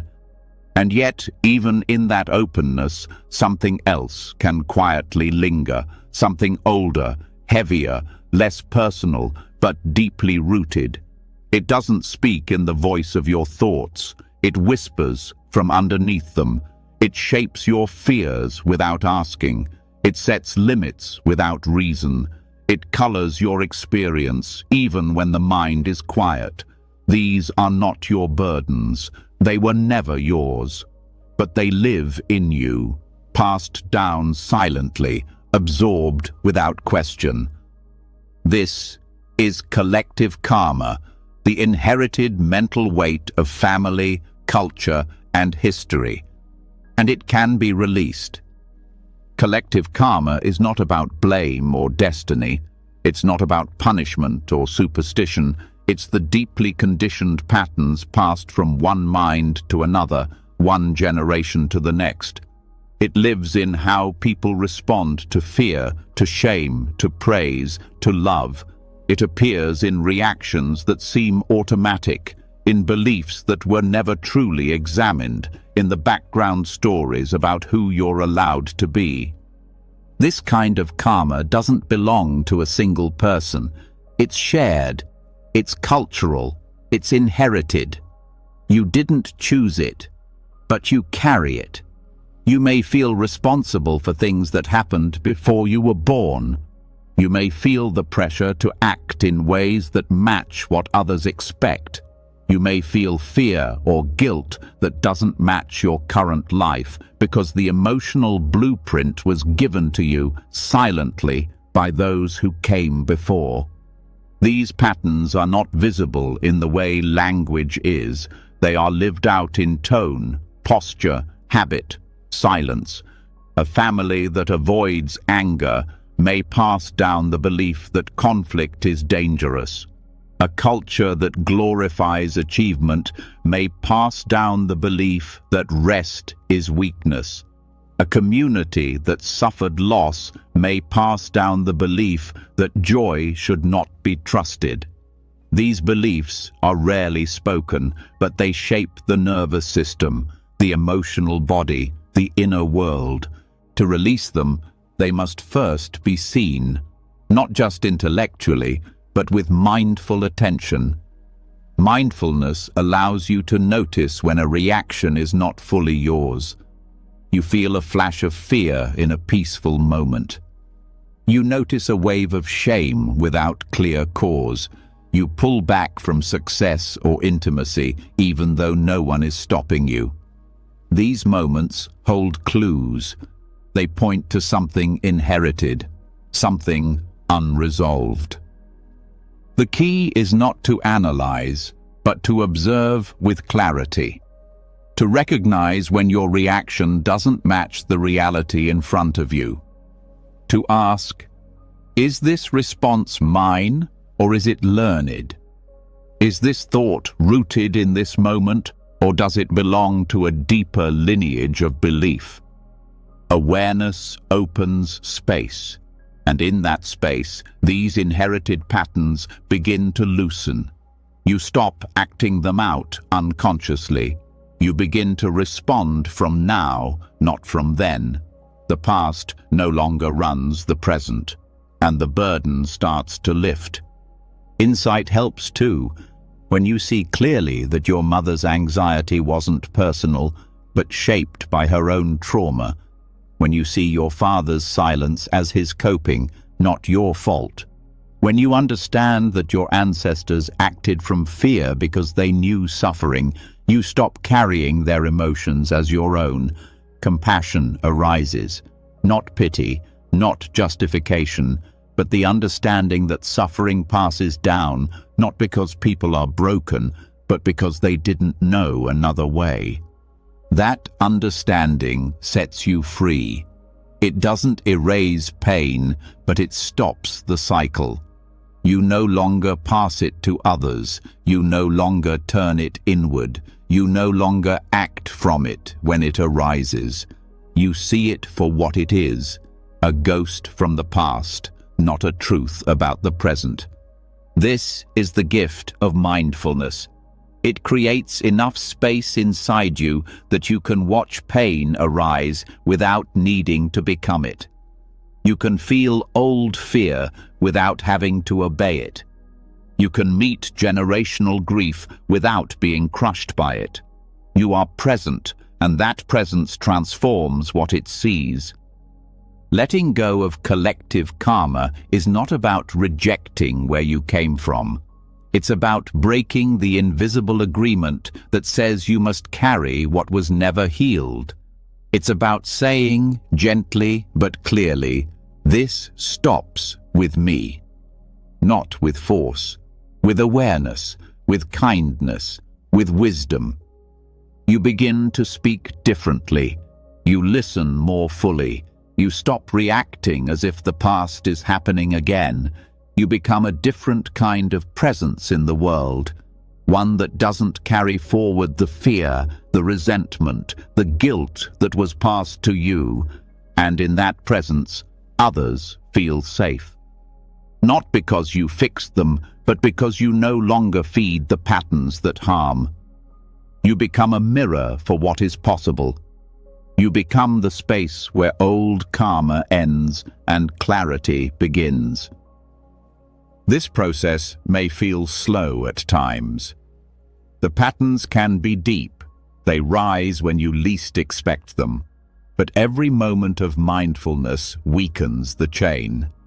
Every time you notice the inherited reaction and choose not to act from it, something dissolves. It may not be visible, but it is real. You may feel grief as the old identity softens. You may feel anger as suppressed emotions surface. These too can be met with mindfulness, not to push them away, but to hold them, see them, let them move. Because once they move, they don't return in the same way. They don't grip you as they once did. Even cultural burdens can shift. The belief that you must succeed to be loved. The fear of expressing truth in case it breaks connection. The idea that vulnerability is weakness. These are not universal. They are learned. They can be unlearned. Not all at once, but gently. Through presence, through inquiry, through courage. It helps to remember you are not the first to feel this. Every generation holds unprocessed pain, but not everyone has the clarity to stop carrying it. That clarity is rare. It is sacred, and it brings light into places that have stayed dark for a long time. Let yourself be that light, not by effort, but by non-participation in what no longer serves. You don't need to fix the past. You don't need to prove anything. You just need to stop carrying the weight that was never yours. You are allowed to be new, not as a rejection of your roots, but as a fulfillment of what those before you could not yet complete. Their survival made your clarity possible. Now your clarity makes healing possible. Let the old pain arise, not as a threat, but as a teacher. Let the inherited fear show itself, not to frighten you, but to be released. Let the stories of the past fall away, not by force, but by no longer feeding them. There is no need to reject your family or culture. You honor them best by becoming free of what harmed them. You honor them by choosing presence over patterns. You honor them by living without repeating what they never had the tools to see. This is not rebellion, it is liberation. It is the quiet revolution of stopping what never had to continue. And it begins in the simplest way, noticing what does not belong and choosing to let it pass. No blame, no shame, just freedom. Let it begin here. Let it deepen now. Let yourself rest in a mind that is no longer inherited, but alive. No longer shaped by history, but open to this moment.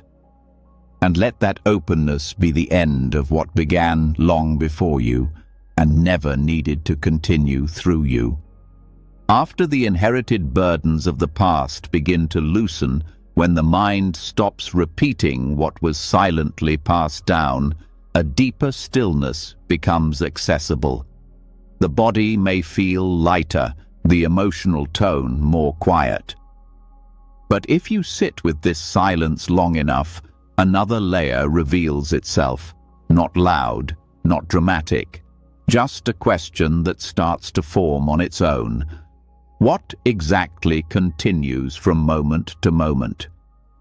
If I am not the stories, not the roles, not the lineage, then what remains? What carries me from one breath to the next? This is where the illusion of continuity begins to crack open. Not just the illusion of self, but something even subtler, the illusion of a continuous mind stream, a silent assumption that behind all these thoughts, feelings, and moments, there is something flowing, some steady thread linking one mental moment to the next. It's not something we consciously believe, it's something we live as if it's true. In both Mahayana and Vajrayana traditions, this assumption is gently but directly challenged. The teachings don't just deconstruct the self, they question whether even a subtle continuity of consciousness exists the way we think it does. What appears as a smooth stream is actually a sequence of discrete moments, flashes of awareness, each conditioned, each fading, none carrying permanence. What feels like continuity is the mind remembering the last flicker and stitching it together with the current one. But there's no thread, there's no line, just contact, cessation, contact again. This breaks the heart of identification, because if there is no ongoing observer, then what you take as you is just the memory of the last thought and the anticipation of the next. Awareness seems to move through time, but really, time is constructed by the memory of awareness. Take away that linking function, take away the glue, and the illusion collapses. There's a kind of disorientation that can follow. The mind might resist. It wants a ground, something solid behind experience. But the teachings say there isn't one. And the more this is seen, not just understood, the more liberating it becomes. Because if there's no one flowing through time, then there's nothing to defend, protect, or fix. No identity trapped in a flawed past. No witness carrying shame or pride. Just a flicker of mind, here now, gone the next. This doesn't mean awareness disappears. It means awareness stops pretending to be a person moving through time. Experience continues to arise. You still see, hear, feel, respond, but there's no permanent experiencer, no inner self holding it all together. This view doesn't flatten life, it reveals its fluidity. Mahayana texts like the Prajnaparamita literature speak of this through emptiness. Not just the emptiness of things, but the emptiness of mind itself. No essence, no unchanging core, just function, just arising and vanishing, like the reflection of the moon in water, visible, responsive, beautiful, but with no fixed reality beneath it. Vajrayana goes even further. It teaches that what appears as mind stream is itself the play of luminosity, clear, vivid awareness that has no center. The appearance of continuity is like the spinning of a wheel of fire. Hold a spark and move it fast. It looks like a circle, but there's no actual circle, just rapid appearances mistaken for something whole. When this insight sinks in, a new kind of peace arises, not the peace of answers, but the peace of no longer needing to pretend. The whole psychological structure that depends on continuity begins to dissolve. Long-standing guilt over who you were 5 years ago loses meaning. Anxious planning about what you'll become tomorrow fades, not because the events don't matter, but because the one tying them together isn't real. This helps explain why clinging to memory brings suffering. The mind believes that what it remembers defines what it is now. But if there's no real thread connecting the one who felt pain in the past to the one breathing now, then that memory can be released, not repressed, not ignored, just seen as belonging to a moment that no longer exists. A mind event that happened, ended, and need not define anything. This isn't denial, it's clarity. Memory arises now. It's not a window into a real, ongoing past. It's a present moment construction. The idea of being the same person across time is just a structure built from repeated remembering. The concept of identity is sustained by looping reference points. Without that looping, there's only fresh experience. The illusion of continuity also holds up striving. The urge to become better, to be enlightened, to progress, all of it rests on the belief in a self moving through time. Take that away, and what's left is this moment. Whole, without need, without lack. All that changes is appearance, not essence, because there is no essence moving through. This doesn't make effort meaningless. It transforms it. Instead of being a project that defines you, effort becomes expression. You act not to fulfill a personal timeline, but because the present moment calls for something.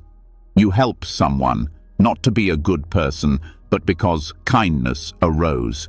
You meditate, not to achieve a goal, but because stillness is beautiful. Even karma is re-understood. It's not a soul collecting marks.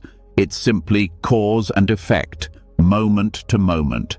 Intentions shape experience, not because a person carries them, but because each moment carries the seeds of the next.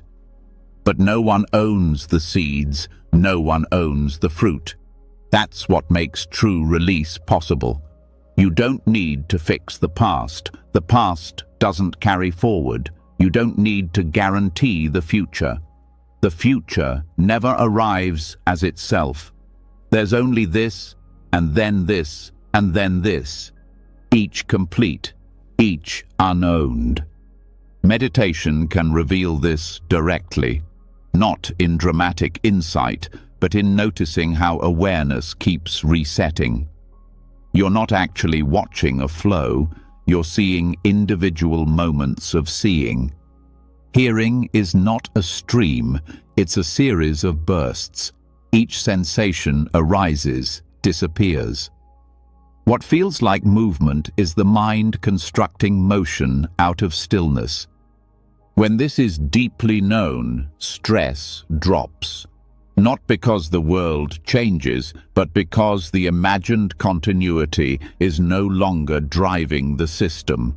You stop performing for your own imagined future. You stop defending your constructed past. And with that, a kind of spaciousness appears. It was always here, but now it's felt. In this space, emotions arise and pass with less stickiness.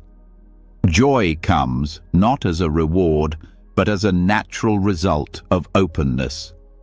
Sorrow may still visit, but it's not clung to as personal loss. There's no one it needs to define. Thoughts come and go like birds landing briefly on water. You don't chase them, you don't push them away. They just don't become you. This realization doesn't remove life's complexity, but it removes the imaginary thread tying everything together. It allows for forgiveness because there's no fixed self to blame.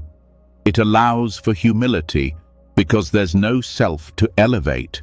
It allows for change because there's no inner identity that needs to remain stable. And from this absence of thread, something very alive emerges, a kind of freedom that doesn't depend on circumstances, a joy that doesn't depend on achievement, a connection with others that doesn't depend on stories about who you are, because once you stop believing in a permanent stream, you stop separating yourself from everything else. If there's no self continuing, there's also no boundary to protect. The mind is no longer a container. It becomes a field, open, participatory, non-local. In this field, compassion flows more freely. You see others not as characters in your timeline, but as appearances in awareness, just like you. You respond with less agenda. You listen without filtering everything through your identity. You live without maintaining the illusion, and that illusion can drop right now, not after practice, not after understanding, just now in seeing clearly that this thought, this breath, this feeling, none of it proves a self behind the curtain. There is no curtain, no behind, just appearance, just clarity, just this. Let yourself rest in that absence, not with fear, but with welcome. Let the idea of being someone with a fixed history soften. Let the need for continuity dissolve. Let the present moment reveal itself as unstrung, free, whole, and stay there, even for a few seconds. Not as a practice, as a return to what never needed continuity, never needed ownership, never needed to be anything other than what it already is. Let it be simple. Let it be enough. Let it be empty. Let it be free. When the illusion of continuity fades, something unshakable begins to take its place, not in the form of a fixed truth, but in the form of immediacy. No self behind the thoughts, no stream carrying you forward, just presence, just awareness, moment after moment, fresh and self-existing. Yet even here, there can still be a lingering trace of ownership, a quiet assumption that behind the clarity, someone is watching. A final position that says, I am the one who is aware. Subtle, convincing, and deeply ingrained, this last layer of ego identity hides in the role of the observer. But there is a direct way to cut through this illusion. A simple, piercing insight delivered in a single teaching, the Bahia Sutta. Of all the Buddha's discourses, the Bahia Sutta is one of the shortest and most radical. In a few lines, it dissolves not only the personal self, but the very structure of duality. The teaching is direct, urgent, and uncompromising. In the seen, there is only the seen. In the heard, only the heard. In the sensed, only the sensed. In the cognized, only the cognized. What this points to is not a philosophy, but a shift in perception, a complete reframing of how experience is understood, a stripping away of the observer behind the experience, the doer behind the doing, the knower behind the knowing. The instruction is simple. Meet the world without inserting yourself into it. Let sight be sight. Let sound be sound. Don't add a seer. Don't add a hearer. This is not abstraction. It's the most grounded thing there is. It means looking without the lens of identity, hearing without translating sound into meaning about yourself, feeling without turning sensation into a personal story, cognition without the thinker. This shifts everything, because most suffering doesn't arise from what is seen, heard, or felt. It arises from the addition, the internal narrative that says, "This is happening to me," or "I am the one interpreting this." It's the ego constructing itself around neutral events, but when the raw experience is met as it is, without the self layer, the construction collapses, and what's left is just the world appearing in its simplicity, clear, immediate, undistorted. This kind of seeing is not passive, it's alert, awake, but it doesn't personalize. When there is only the seen in the seen, there is no observer forming opinions, no one grasping or resisting, just color, shape, movement, without being translated into a self-experience. This doesn't remove meaning from life. It removes distortion. What remains is a direct intimacy with the world, unmediated, undivided. In practice, this means catching the mind at the moment it begins to insert itself, seeing a tree and noticing the instant it becomes my experience of a tree, hearing a sound and recognizing the subtle claim, "I am hearing." These claims happen fast, often unnoticed, but they are the core of ego construction. Each one reinforces the sense of a separate observer behind perception. Each one solidifies the illusion that experience belongs to someone. But when the instruction of the Bahia Sutta is applied in real time, that insertion is seen and stopped. Not by force, by clarity. There is no need to suppress thought. Just see the thought arise and don't add a thinker. See the sound arise and don't add a hearer. The experience remains, the interpretation drops, and with it, the personal tension dissolves. This is not a theory. It's an experiment. The next time you're walking, try looking without saying, "I see." Let sight just be sight. Don't reference yourself. Let sound arise without a mental label. Don't measure what it means for you. Let feelings come without needing to make them personal. The more this is practiced, the more natural it becomes. The body relaxes, the mind softens. Life becomes quieter, not because less is happening, but because the mind isn't turning every event into a mirror for its identity. This insight also reveals something profound about awareness. It doesn't need to be located. The moment you stop saying, "I am aware," awareness shows itself as non-local, not inside the body, not behind the eyes, not owned by a person, just open clarity, functioning naturally. There's no center, no background observer, just phenomena arising and passing in the field of knowing. And because there's no center, there's no separation. What is seen and the seeing are not two. What is heard and the hearing are not separate. There is just the movement of life, color, sound, sensation, thought, unfolding without a boundary between subject and object. This is not mystical, it's simple. So simple that the thinking mind can't grasp it. It must be lived. This is why the Bahia Sutta points directly. It doesn't offer a path to follow over years. It offers a moment of recognition. And when that recognition is stable, the burden of self drops completely. The grasping mind has nothing left to hold on to. There is nothing to protect because there is no one to be hurt. There is nothing to achieve because there is no one who lacks. There is only this moment, complete as it is.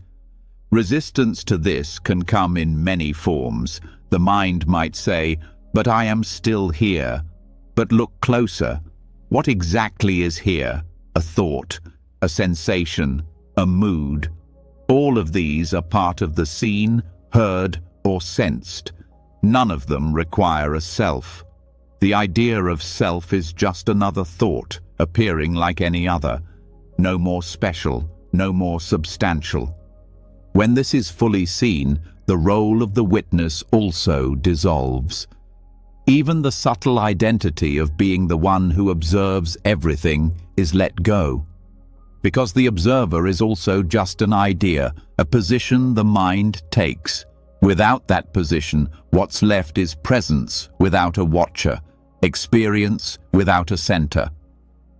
This doesn't remove love or care or meaning.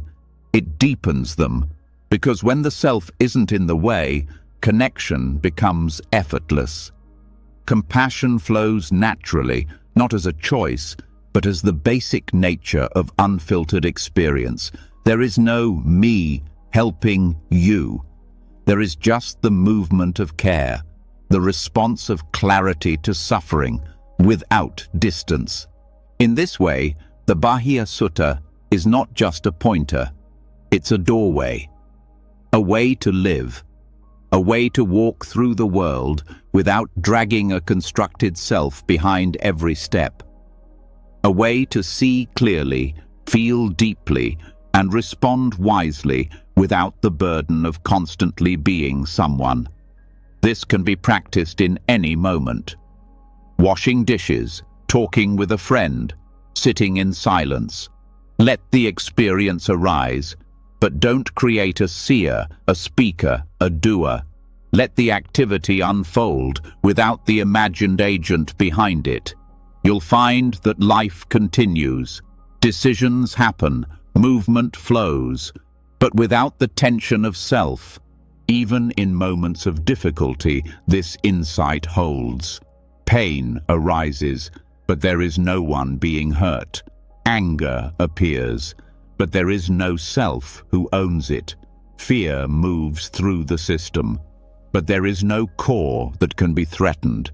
This is not dissociation. It's intimacy without possession, a closeness to life that comes from not turning it into identity. Eventually, this becomes the default, not as a special state, but as a return to what was always true. The self never did the seeing, it only claimed it. And when that claim stops, there is peace. Let that peace take root now. Let sight be just sight. Let thought be just thought. Let awareness function without a center. Let the world appear without a you inside it, not as rejection, as release. There is no seer here, no hearer, no self behind the moment, only this, only what is, and that is enough. When the idea of a seer falls away and experience is left untouched by identity, the world opens in a way that words can't explain. The sound is no longer heard by someone, it is simply sound. The shape is not seen by a watcher, it is only color and form. Thought arises, but no thinker holds it. This seeing dissolves the need to insert anything personal into the moment. But even this level of clarity still carries a subtle appearance, the appearance that the present is made of solid moments.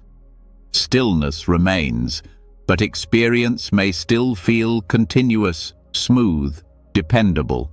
Yet deeper attention shows something else entirely. Beneath even this simplicity lies motion, not of thought, not of emotion, but of pure appearance and disappearance, so rapid, so fine, it escapes ordinary awareness. This is where the reality of Bhanga is revealed. The moment-to-moment dissolution of all conditioned phenomena. In Vipassana meditation, Bhanga is not taught as an idea, but experienced directly. It is the rapid vanishing of sensations, thoughts, sounds, images, everything that arises in consciousness. When observed closely, nothing holds, nothing stays. Every flicker of experience breaks apart almost instantly after arising. The body does not feel like a fixed mass, but a moving stream of changing sensations.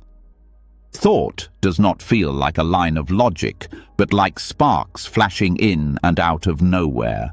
Awareness lands on a single point, and even that point shatters in less than a second. What this shows is not new. It is not something added to experience. It is what was always happening, hidden by the mind's habit of continuity. Without deep awareness, the mind links these micro-events into a story, a stream, a thing that persists. But it never truly does. The only reason we experience stability is because we're not looking close enough. When mindfulness sharpens, the mind no longer stitches appearances together. It sees what's actually there, and what's there is disintegration. This recognition does something extraordinary. It undercuts attachment at the root, not through effort or suppression, but through clear seeing. If everything is breaking down moment by moment, there's nothing solid to hold. Clinging only happens when we believe there's something to grasp. If every sensation is vanishing as fast as it arises, what is there to desire? What is there to fear losing?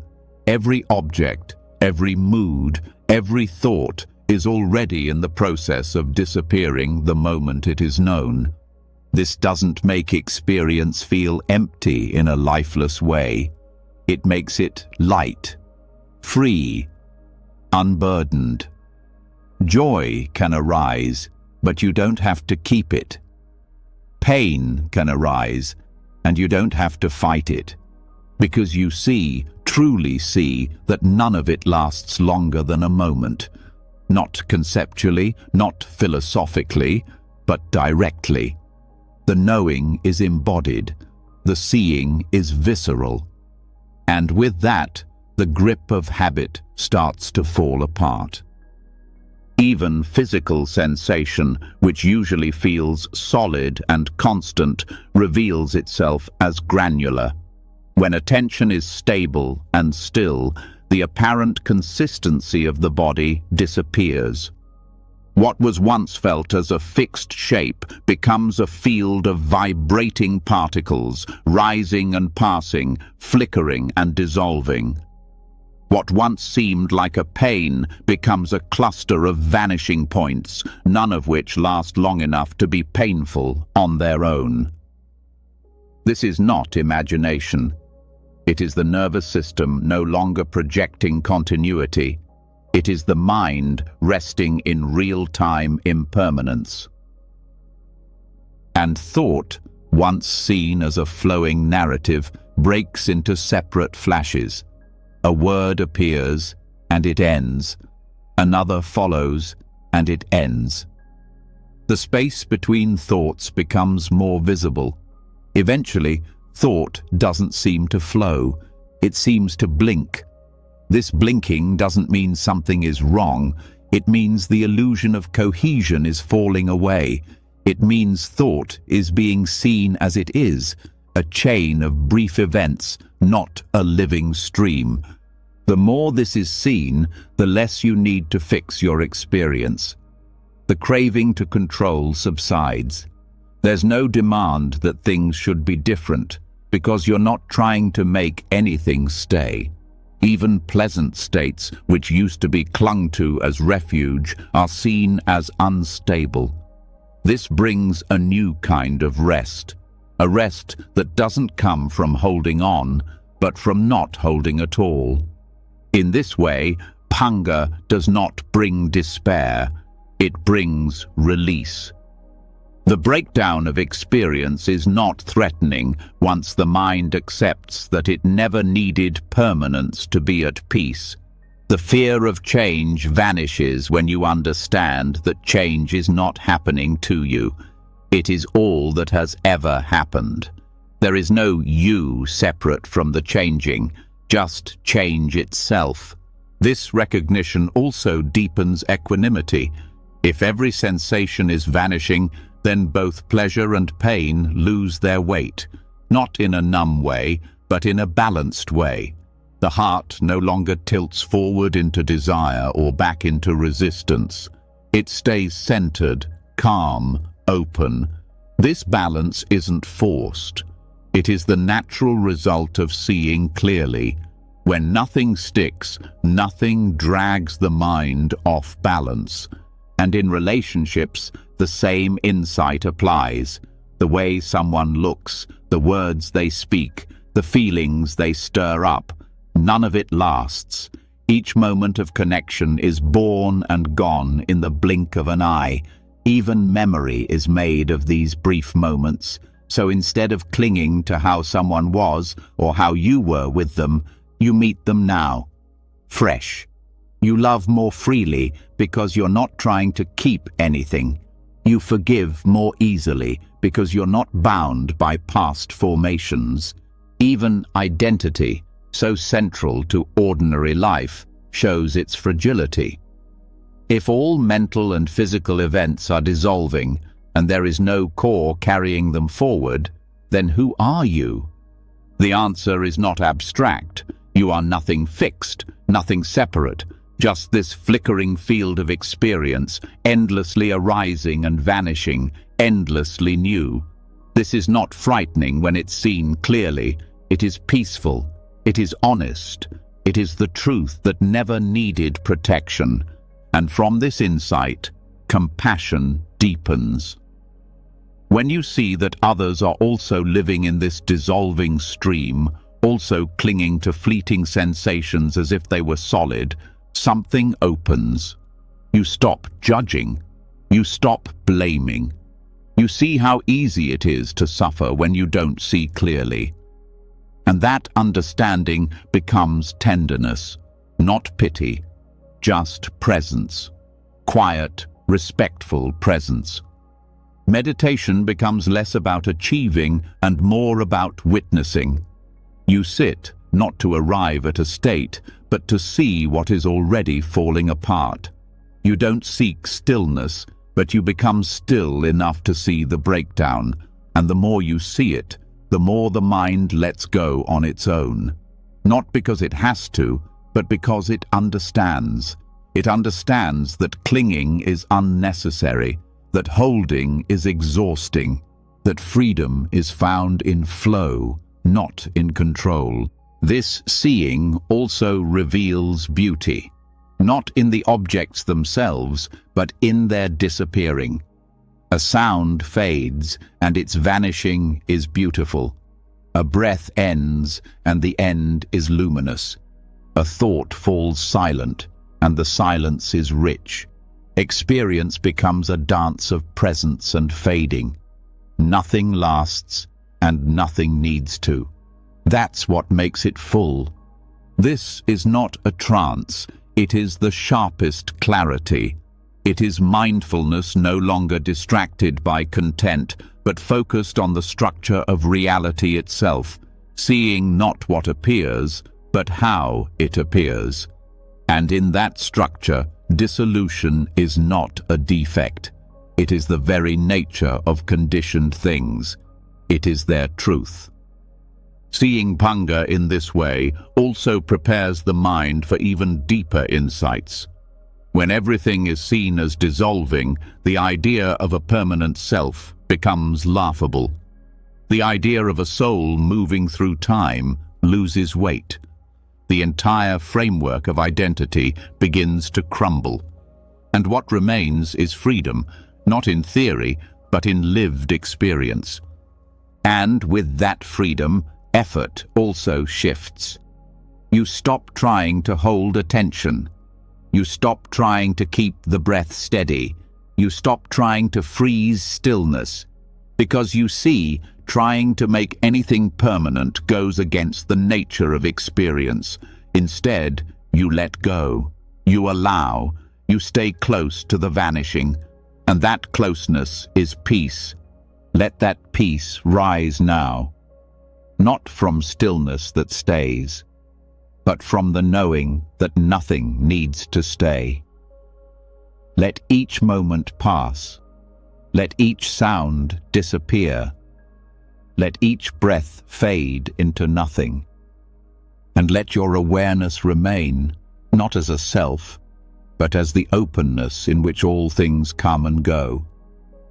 There is no permanence here, only arising, only vanishing, only freedom in the flow.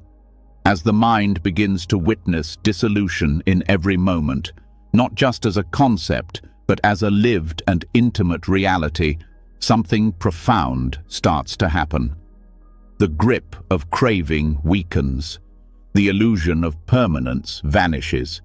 What was once thought to be solid breaks apart before the eyes of awareness, and in that continuous falling away, peace starts to arise, not as an achievement, but as the natural resting of a mind no longer reaching. Yet even within this clarity, there can remain a final position, a subtle layer that seems untouched by the vanishing, the silent observer, the inner witness, the one who sees everything but is not seen. It feels pure, impartial, safe. But it too is a position. It too is a construction. And until this observer identity is released, complete freedom remains out of reach. The idea of the witness often arises in sincere spiritual practice. As the mind detaches from thought, as craving drops and the body quiets, a space of clarity opens. Within that clarity, there is still a sense that someone is aware. Not the ego in its usual noisy form, but something more refined. A quiet center that seems to just watch. It doesn't react. It doesn't crave. It just observes. And for many, this feels like arrival. But the subtle trap is this. The moment you believe there is someone watching, you've created another identity. It may not speak in the language of desire or fear, but it still carries separation. It still defines. It says, "This is me, the awareness, watching all that arises." And that statement, silent as it may be, is still dualistic. It still assumes a divide between the observer and the observed, between the witness and the world. That separation, even in its most delicate form, is still tension. The observer identity can be more persistent than the ordinary ego because it feels peaceful. It isn't obviously destructive, it doesn't agitate, but it does maintain a self, a position, and where there is position, there is defense. The witness still carries the subtle fear of losing itself. It still watches in order to stay in control. It still stands apart from what is, and in doing so, it blocks the deepest intimacy with experience, the intimacy that comes only when there is no center at all. To begin dismantling this subtle identity, attention must turn inward with great honesty. The first step is recognizing the observer as a phenomenon, not as who you are, but as something that appears. You don't need to reject it. You don't need to dismantle it forcefully. Just see it clearly. Notice how it functions. Notice how it quietly claims ownership of awareness. It says, "I am the one who knows this moment." But what is that I? Is it seen? Can it be found? Or is it just another idea held in place by subtle thought? When you begin to ask these questions, the structure of the witness begins to wobble, because the truth is, awareness does not need an owner. It doesn't need a watcher. It doesn't need to be anchored in a subject. It just is. It functions on its own. Seeing, hearing, sensing, all arise spontaneously without a self behind them. The observer identity is simply the last mask of ego, and when it is seen as such, it begins to dissolve. Practices that reveal this truth are not about adding anything. They are about staying close to what's already happening and refusing to take a stance. In meditation, when a thought arises, don't retreat into the witness. Just see the thought. Let it appear and disappear. Don't step back. Step nowhere. Let the thought pass through without an observer. When a sound is heard, don't say, "I'm hearing this." Let there just be hearing, no witness, no position, just sound arising in space. This is what it means to go beyond dualistic witnessing. It's not passive observation. It's the complete absence of positioning. It's the realization that awareness doesn't belong to anyone. That clarity doesn't need a center. That presence is not a role. When this is seen, the mind stops taking refuge in the witness. It lets even that go. And what remains is just this, alive, open, ownerless. This process can feel disorienting at first. Without the observer, the mind may feel like it's nowhere. But that nowhere is the doorway to non-duality. The self never existed as a fixed point, not even as the witness. The witness was simply the final grasping of identity, the last effort to hold on to a sense of continuity. And now even that is fading. One of the most powerful insights in this process is seeing that the observer is actually a thought. It's a subtle one. It doesn't use words, but it places awareness in a reference point. That reference point can be felt as being in the head, or behind the eyes, or in the center. But none of those locations are real. They are simply habits of attention. When attention relaxes those habits, the center vanishes. Awareness is no longer mine. It just is. And in that isness, something extraordinary happens. Experience stops being divided. The boundary between inner and outer dissolves. The subject-object framework collapses. There is no longer someone seeing a tree. There is only seeing with no distance, no seer, no seen, just the immediacy of experience. From here, compassion becomes effortless. Not because there's someone being compassionate, but because there's no separation. You don't love the other. You are the other, not as a concept, as reality. The illusion of the witness kept the world at arm's length. Without it, everything is close. Everything is you. And this includes pain. It includes discomfort. It includes uncertainty. But none of these are personal anymore. Without the witness, suffering doesn't stick. It arises, it's known, and it's gone. There's no one there to carry it forward. No one to turn it into a story. No one to be burdened by it. This is not coldness. It's intimacy without clinging. Over time, the mind stops constructing an inner space to retreat into.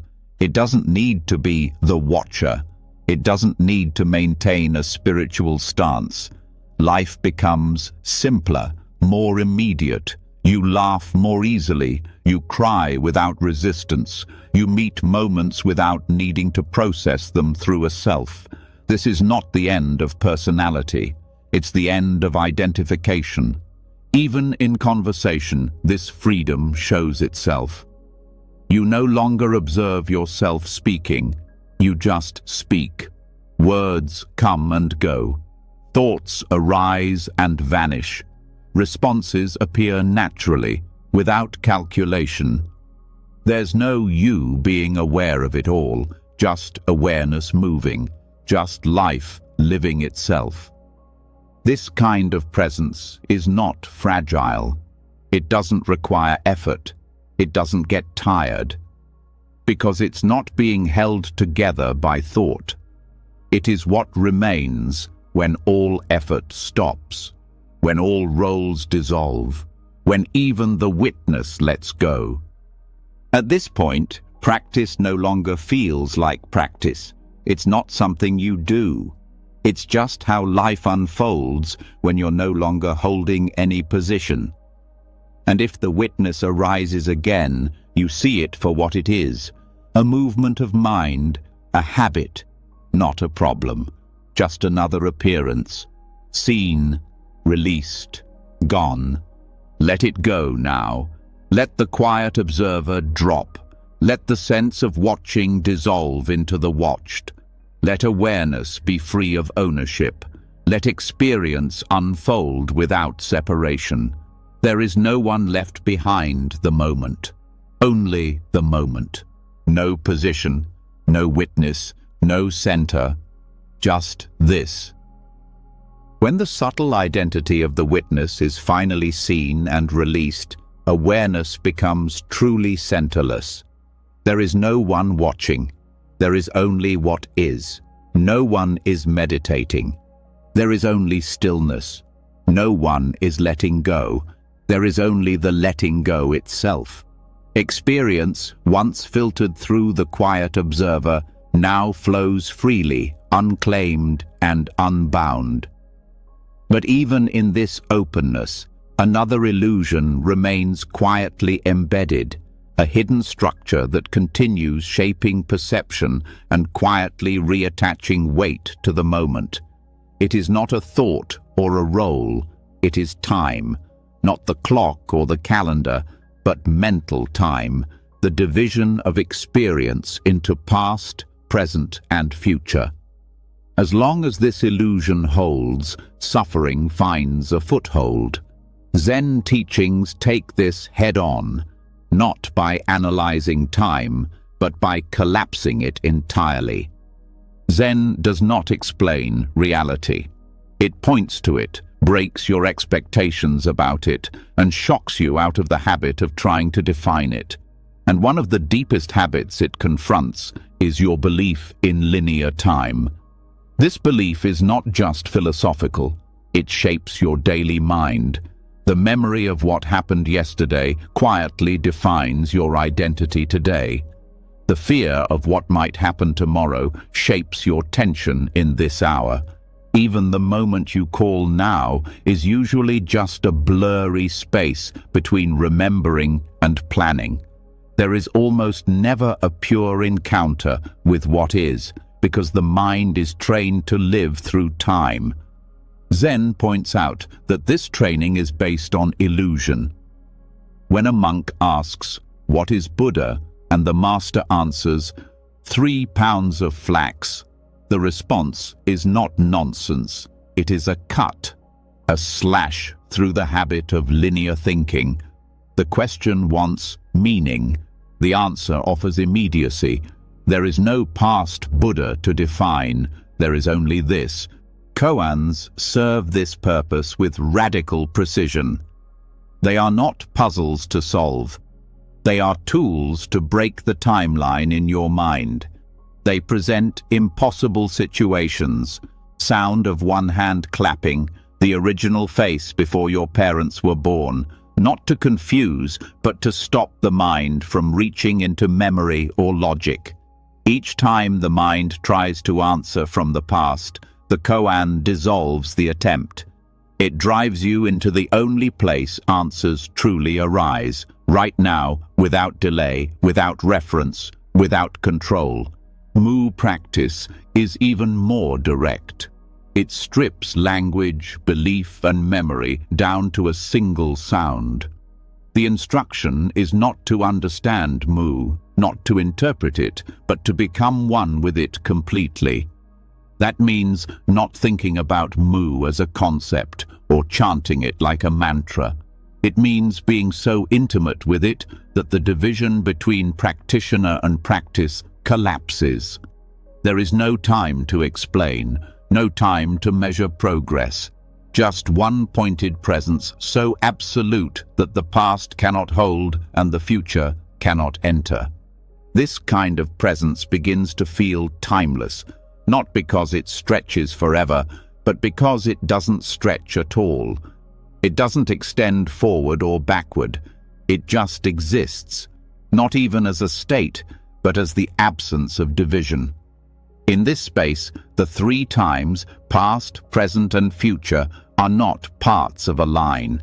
They are labels placed on appearances that arise and vanish instantly. When those labels fall away, what remains is not a point on a timeline. It is timeless awareness, alive, whole, beyond duration. This doesn't mean memories stop arising or plans stop forming. It means they are no longer confused with truth.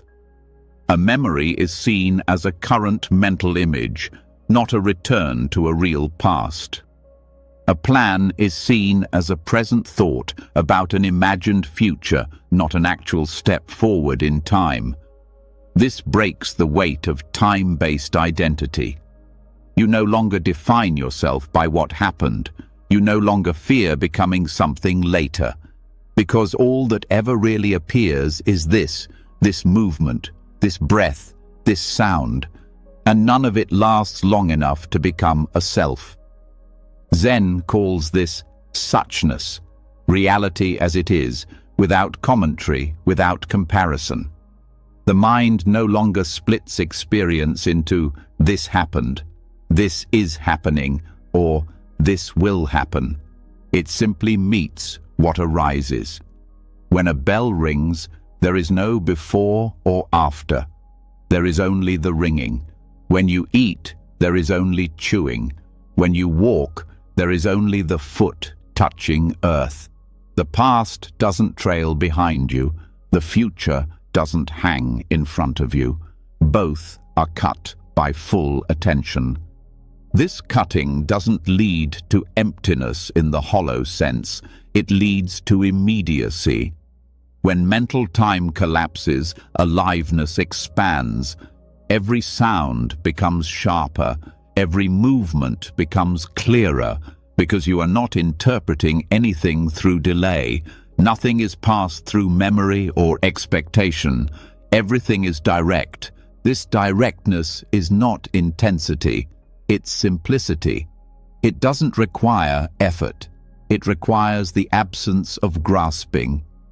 The grasping that tries to hold on to the moment as mine or tries to predict what will follow. Without that grasping, time loses its relevance, and in that, peace arises, not because something was added, but because tension was dropped. Zen practice encourages this dropping through forms, through silence, through paradox.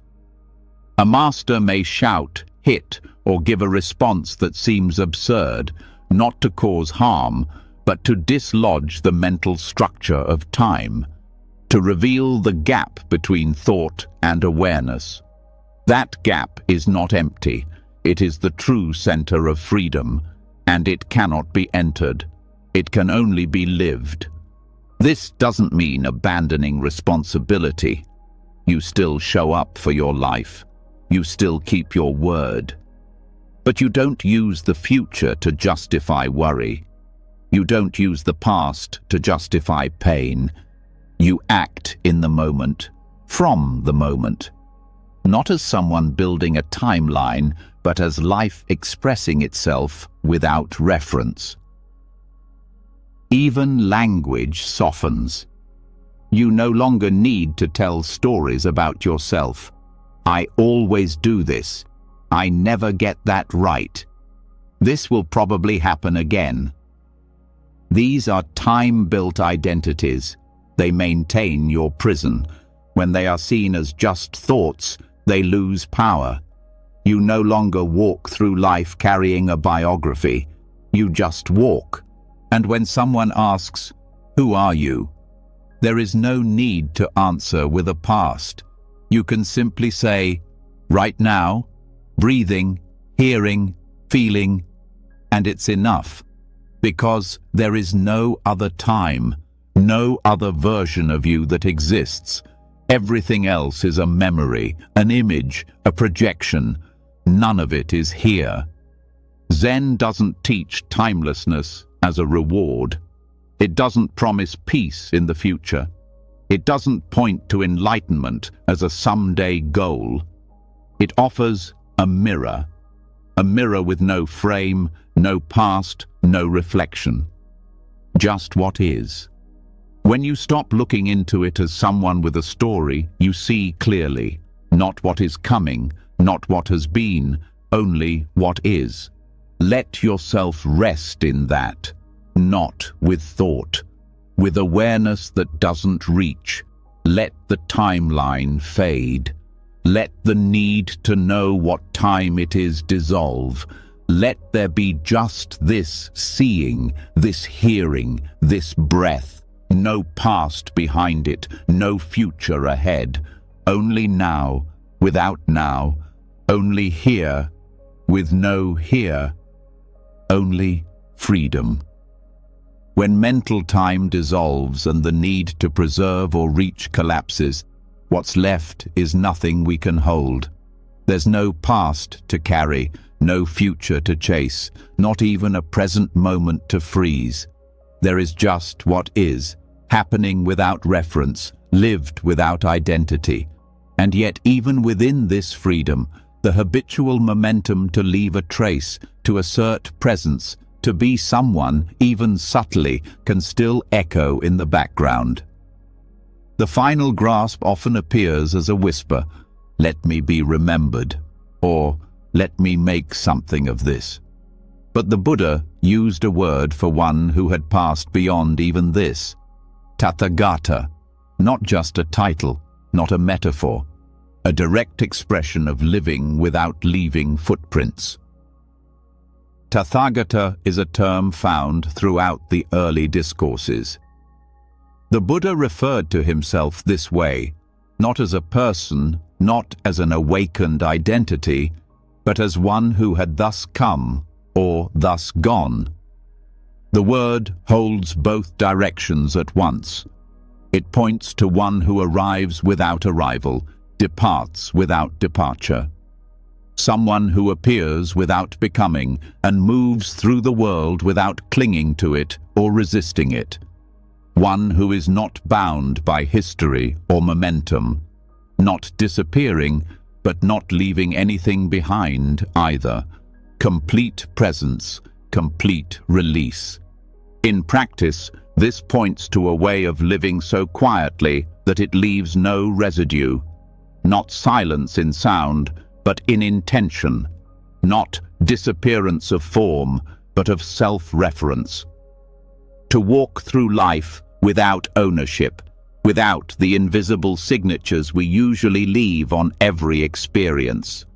No mark saying, "This is mine." No echo of, "Remember me." To be here fully, yet never fixated.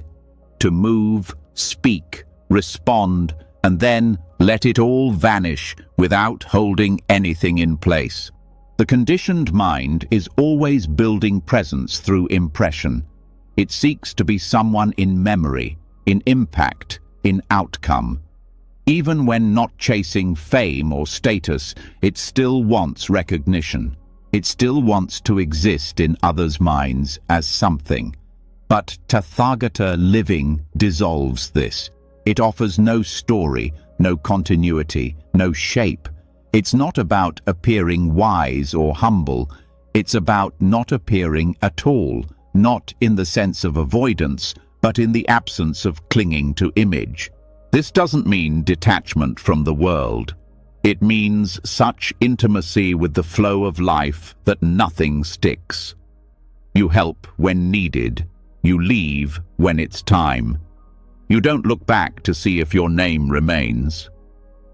The ego often seeks subtle forms of permanence, even in spiritual life, wanting to be seen as someone who has let go, someone who embodies truth.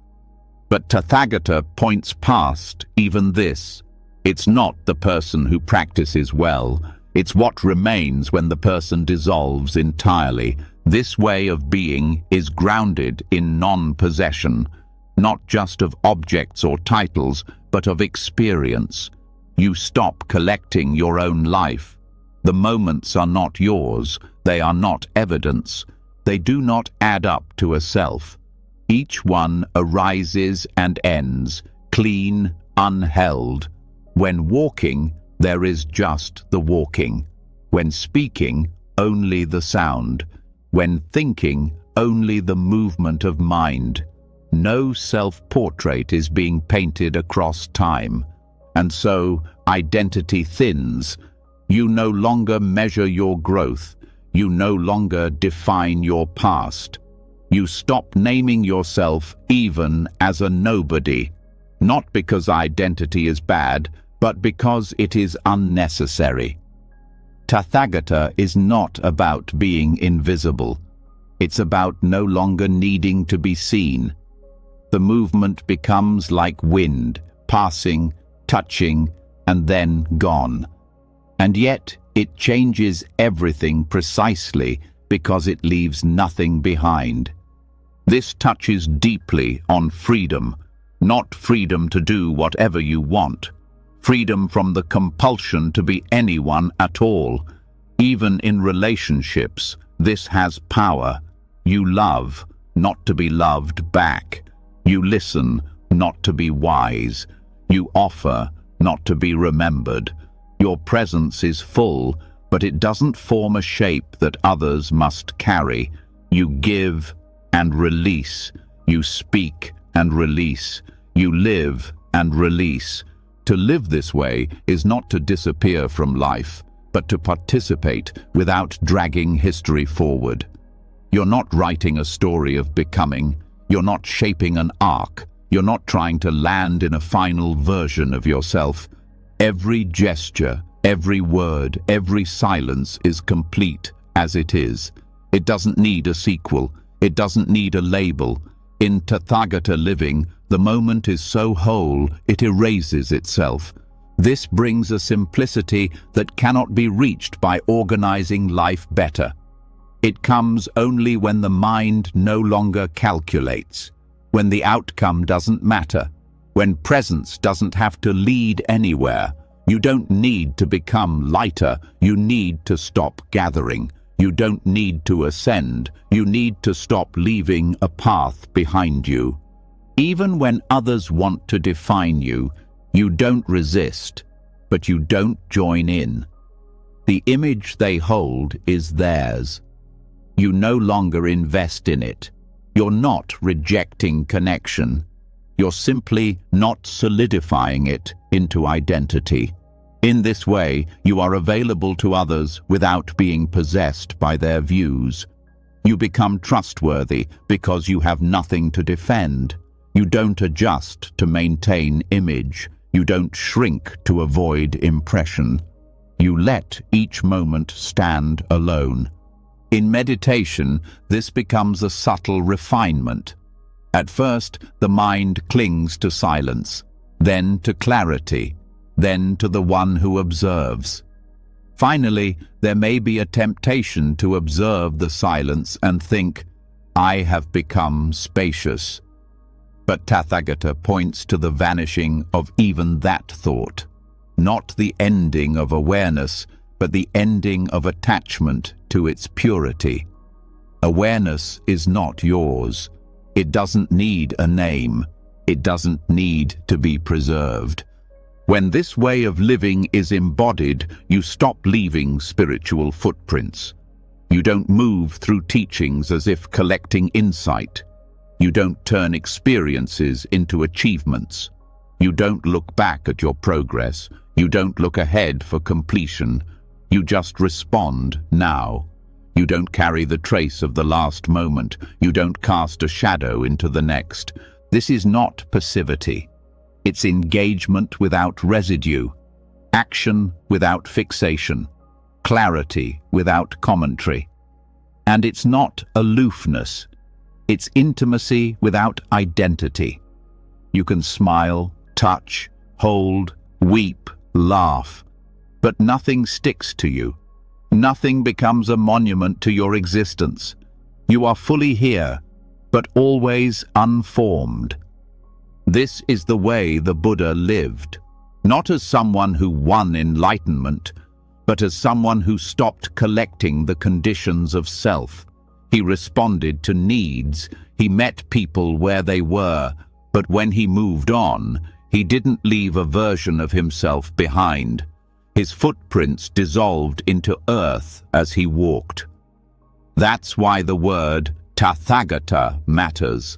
It points not to arrival, not to escape, but to the one who walks without burden, without legacy, without trace. To practice this is to walk through your own life without adding weight. Each step is full, but it leaves no pressure. Each breath is lived, but it doesn't need to be remembered. Even grief is held, but not claimed. Even love is shared, but not possessed. You don't hoard experiences. You let them arrive, and you let them go. No shells remain. Let that become real now, not as something to believe, but as something to live. Let go of yesterday's version of you. Let go of the plan to become someone better tomorrow. Let this moment pass through you like wind through trees. Let your presence touch the world without gripping it. Let your words dissolve in air as soon as they're spoken. You don't have to become anything. You don't have to be seen. You don't have to be remembered. You are allowed to pass through this world like a soft flame, bright, complete, and untraced. Tathagata is not a concept to study. It is a life to live. No arrival, no departure, just presence and release. When movement through life leaves no trace, when each step disappears behind itself without carrying identity forward, a deep stillness opens. There is no story to follow, no self to protect, no image to preserve. Presence becomes simple. But even in this simplicity, something can quietly re-enter. A feeling so pure, so beautiful, it seems impossible to question. Joy, radiance, deep pleasure, the experience of meditative bliss. And while it may appear harmless or even holy, this too can become a subtle trap. The danger is not in the joy itself, but in the clinging to it, the desire to return to it, the identification with the one who feels it. Even the most refined pleasure, when held, becomes another burden. In early Buddhist texts, two states are often mentioned with reverence: piti and sukha. Piti is rapture or delight. Sukha is happiness or contentment. These are not gross pleasures. They are soft, expansive, often wordless. They can arise in meditation when the mind settles, when the body grows quiet, when distractions fall away. They feel clean, free of craving, and they are natural. They arise as signs of concentration, as glimpses of peace. But if not seen clearly, they are mistaken for awakening itself. The mind, especially when new to stillness, can fall in love with these states. They are a relief from agitation, a break from struggle. They offer warmth, safety, and a kind of intimacy that the ordinary world rarely provides. But they also carry a hidden hook. When you taste them and then want them to stay, the seed of clinging is already planted. The mind begins to measure its meditation by their presence.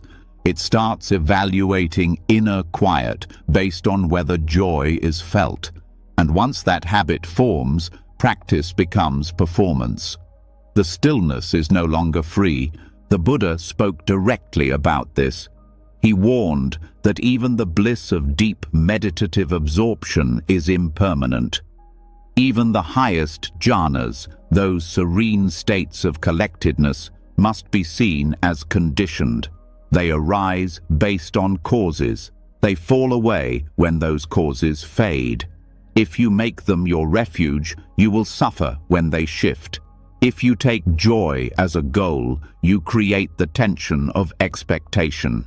And expectation is a form of becoming. It is the mind reaching for future pleasure. There's nothing wrong with piti or sukha themselves. They are not obstacles unless you cling to them. In fact, when they are seen clearly and not held, they deepen concentration and can support insight. But the moment they are grasped, they become sticky. You start to crave their return. You begin to feel something is wrong when they're absent. You subtly resist what is, hoping to restore a past state. This resistance might not be aggressive. It can be gentle, even subconscious. A leaning into memory, a hope that the next breath will bring that soft wave again. A disappointment when it does not. These responses are common, but they are also signs that the mind has begun to bind itself to pleasure. Not gross desire, but refined attachment, the kind that slows release. Some practitioners reach a point where they sit not for liberation, but for the pleasant atmosphere that sitting creates. Meditation becomes a place of escape, not freedom. The cushion is a shelter from discomfort, but also from insight. You stay where it feels good, and in doing so, you stop going deeper. Because true insight often breaks comfort. It shows what you are clinging to. It exposes the roots of becoming. And sometimes that means letting go of even the sweetest internal states. Pleasure can become a substitute for awakening. The feeling of openness is taken as realization. The peace of concentration is confused with the peace of release, but these are not the same. Concentration quiets the mind temporarily. Insight uproots identification permanently. Bliss can support the path, but bliss cannot liberate. Only seeing clearly, without holding, can do that. The subtle problem is that bliss feels like freedom. It mimics it.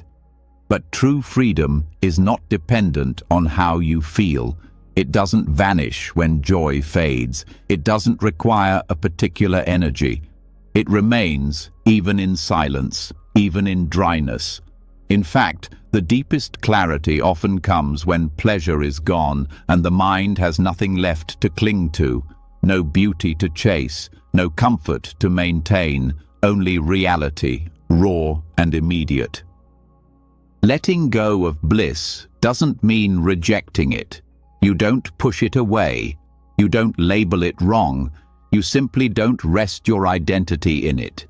When joy arises, let it arise. When it fades, let it fade. Treat it like any other appearance, impermanent, not self, not to be clung to. If it comes, it comes. If not, nothing is missing. Your practice is not defined by how good it feels. It is defined by how free the mind becomes.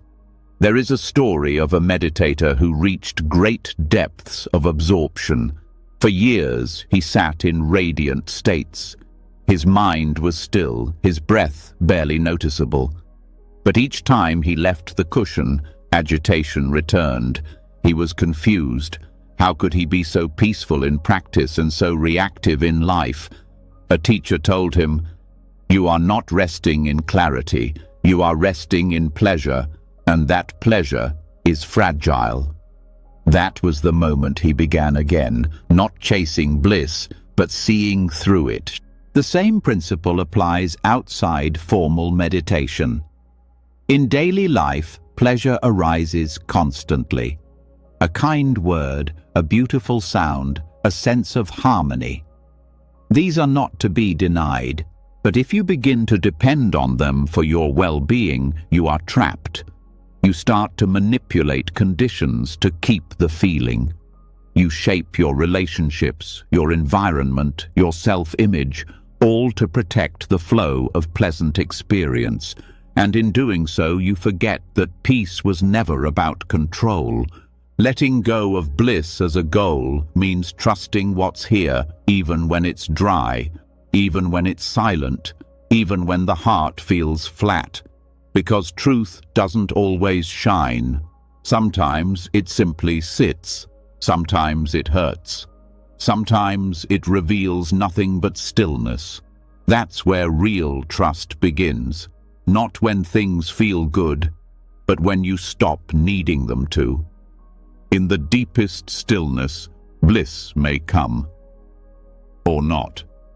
The mind doesn't care anymore. It doesn't measure. It doesn't compare. It simply watches, quietly, as states arise and fall. No story, no possession, just knowing. And that knowing itself becomes the refuge, not a feeling, not an energy, just clear, unconditioned awareness. Eventually, even the tendency to seek peak states fades. You stop scanning your experience for highlights. You stop chasing after inner fireworks. Your attention rests in what is ordinary, and in that ordinariness you find depth. The taste of tea, the sound of wind, the pause before a word. These are not inferior to bliss. They are often more honest. You may find, after letting go, that joy still comes. But now it has no hook. It doesn't promise anything. It doesn't pull you in. It's light, like a breeze. Refreshing, but not necessary. You don't arrange your life around it. You don't shape your practice for it. You let it come and go like all things. This is the freedom beyond pleasure, not the absence of joy, but the absence of dependence. You are no longer a collector of states. You are no longer seeking confirmation that your path is working. You are no longer trying to replicate the past. You are simply here, present, open, without clinging, without resistance. Let that openness deepen now. Let any pleasure that arises be seen, known, and released. Let every moment pass through you without being owned. You don't need to hold on. You don't need to resist. You don't need to get back to anything. There is nothing to return to. There is only now.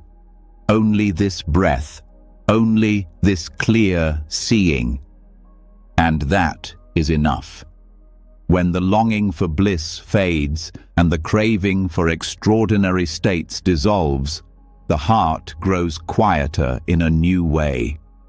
There's no longer a chase for light, no pressure to feel anything special. Clarity becomes ordinary.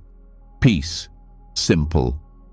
And yet, in that stillness, the mind may begin to reach for understanding again, not in the form of pleasure, but through insight. It wants to know, to define, to grasp reality through thought. But what if even that is a subtle tension? What if the next barrier is not emotion or sensation, but meaning itself? Zen, in its rawest expression, meets this tension with paradox. It cuts directly into the need to resolve, and in doing so, it breaks the mind open, not by explaining, but by confronting it with what cannot be explained. Koans are the heart of this method.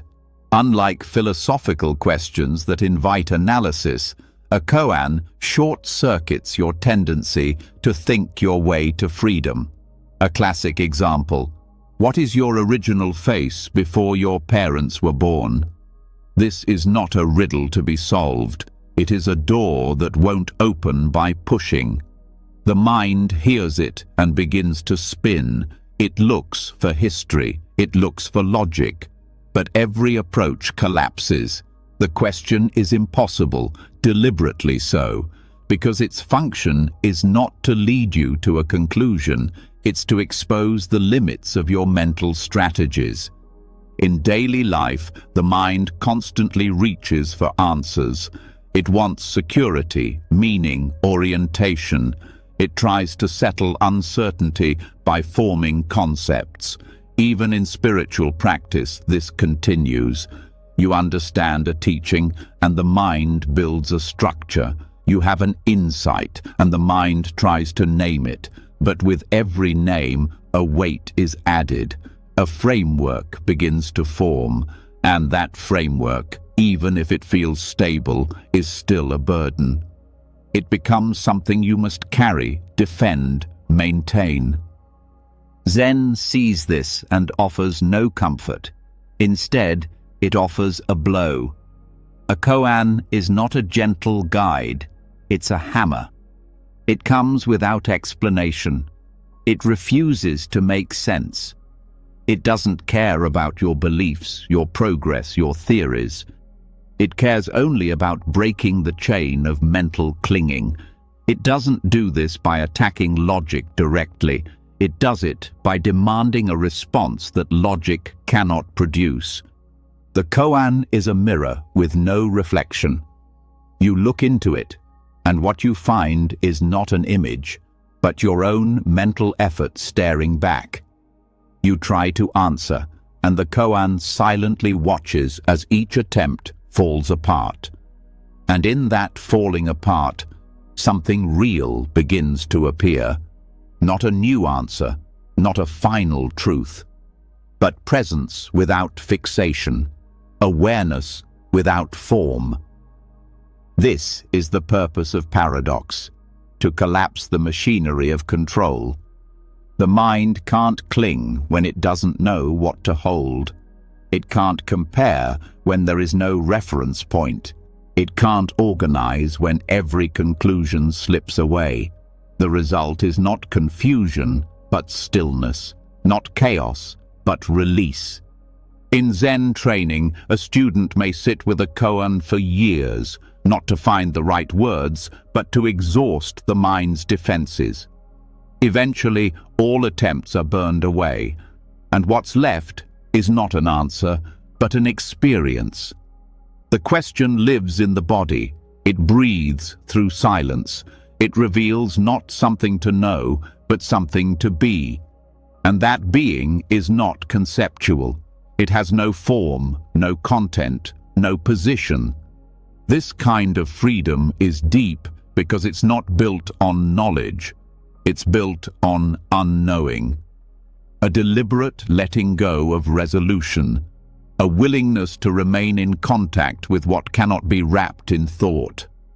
That contact is raw, honest, and intimate. It strips away the layers of identity until only this moment remains, undefined, unfixed, unburdened.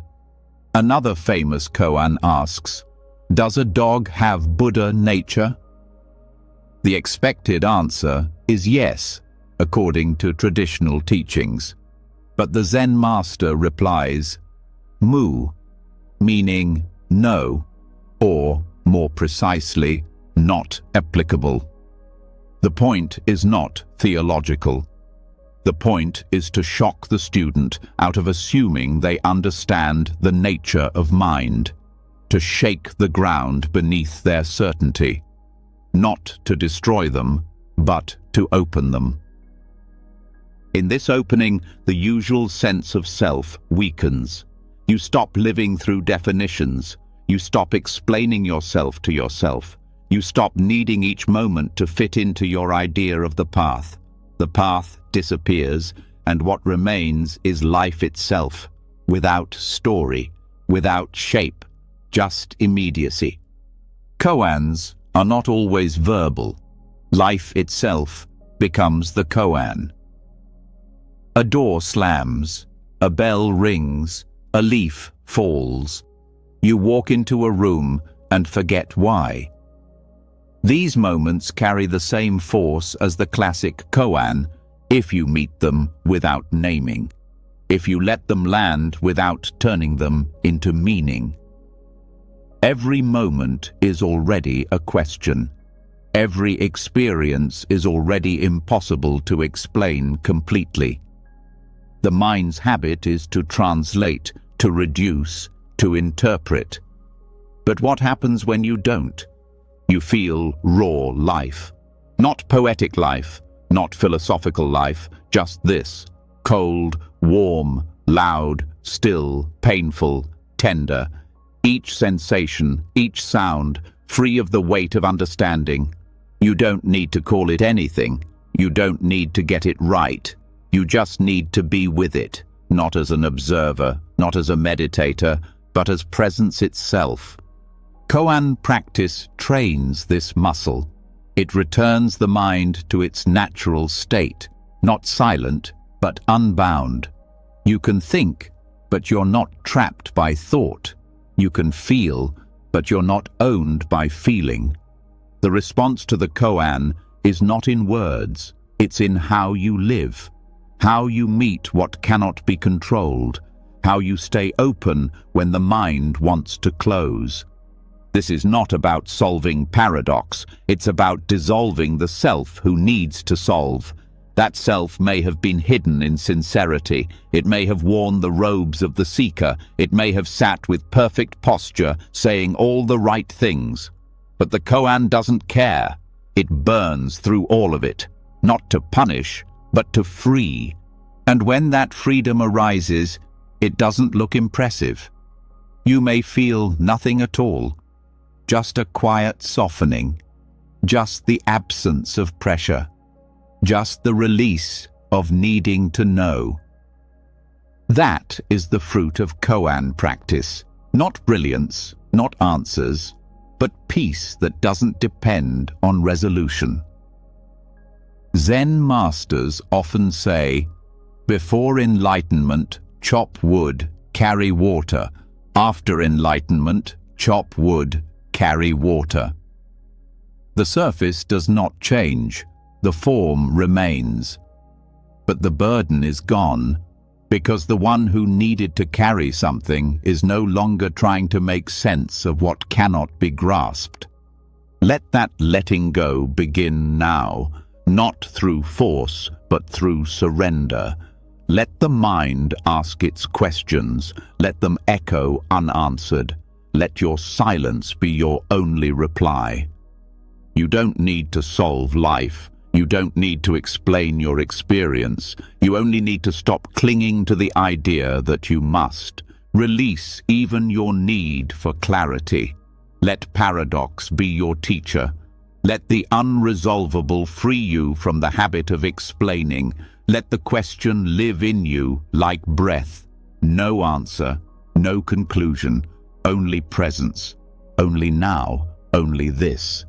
After sitting with paradox until the need to understand dissolves, after letting the unresolvable do its quiet work inside the mind, a kind of space appears, not a blankness, but a relief from forming conclusions. The mind loosens its grip on knowing, and something deeper begins to settle. But even here, even when no answers are clung to, another subtle habit can appear. It's not a grasping at self or at feeling or even at clarity. It is the attachment to the idea of emptiness itself, a subtle identification with formlessness, a quiet pride in having seen through the world, a new certainty that there is nothing. This too becomes a view. This too becomes a trap. And according to the Madhyamaka teachings, even this must be released. The Madhyamaka school, rooted in the work of Nagarjuna, holds a mirror to the very structure of how views are formed and then mistaken for truth. Its purpose is not to replace one belief with another, but to remove the belief that any view can be final. Even the view of emptiness, so central, so liberating, is shown to be just another conceptual tool. Useful, sharp, transformative, but not ultimate. Once it has served its purpose, it must be dropped. This is called the emptiness of emptiness. Shunyata itself is not a thing. It's not a position to hold. It is the realization that all things, including all teachings, are empty of inherent existence. This includes the teaching of emptiness. If this is not understood, then the mind subtly reattaches to a new frame. It begins to think in terms of negation, as if the denial of essence is itself an essence. It clings to the idea that nothing is real, and that clinging becomes its new burden. In practice, this can show up in many ways. A meditator begins to feel disillusioned with the world, not because they see through illusion, but because they now believe everything is meaningless. They repeat phrases like, "It's all empty," in place of insight. They reduce the complexity of life to a single explanation and then rest inside that idea as if it were safety. But this is not release. It is a new kind of conceptual prison, one without color, one without movement, a view of emptiness that has hardened into belief. The true understanding of emptiness is not nihilism. It does not mean that nothing exists or that nothing matters. It means that things do not exist with fixed, independent nature. They arise through conditions, they depend on other things, and they cannot be pinned down. Emptiness is the insight that all appearances are dependently co-arisen. Their lack of essence does not make them unreal, it makes them fluid, interrelated, and free of fixed identity. To hold emptiness as a conclusion is to mistake the pointing finger for the moon. The teaching shows you how to look, but it is not what you are looking at. When emptiness becomes a concept, it behaves like any other mental construction. It begins to shape how you interpret the world. You start dismissing things as illusion rather than engaging with them skillfully. You start stepping back from experience, not because of clarity, but because you are hiding behind a philosophy. This is why Nagarjuna wrote that the one who clings to emptiness is incurable, because they are now attached to the very thing meant to free them. They've built a new self-image, a new stance, around not having one. They've mistaken the absence of form for some superior truth, and so their mind closes again, only this time around the idea of openness. The antidote is subtle but clear. Don't hold emptiness. Use it to release the grip of views, and then release the view of emptiness. Don't take it as your identity. Don't preach it to yourself or to others. Let it do its work like fire burns rope. Once the knot is undone, you don't carry the ashes. You walk away free. This is not about avoiding language. It's about not mistaking language for reality. You can talk about emptiness, study it, reflect on it, but always remember it's a tool, not a destination. Once it points you to freedom, let the pointing go. If you carry it further, it becomes weight. In meditation, this letting go of emptiness appears as a softening of certainty. You don't need to label experience as empty. You don't need to reduce the world to absence. You sit with what is, without solidifying it and without negating it. Sounds, thoughts, sensations, all arise as before, but they're not locked into meaning, nor are they denied. They simply arise and pass in their own nature, not clung to, not dismissed. When the view of emptiness is dropped, what remains is not confusion.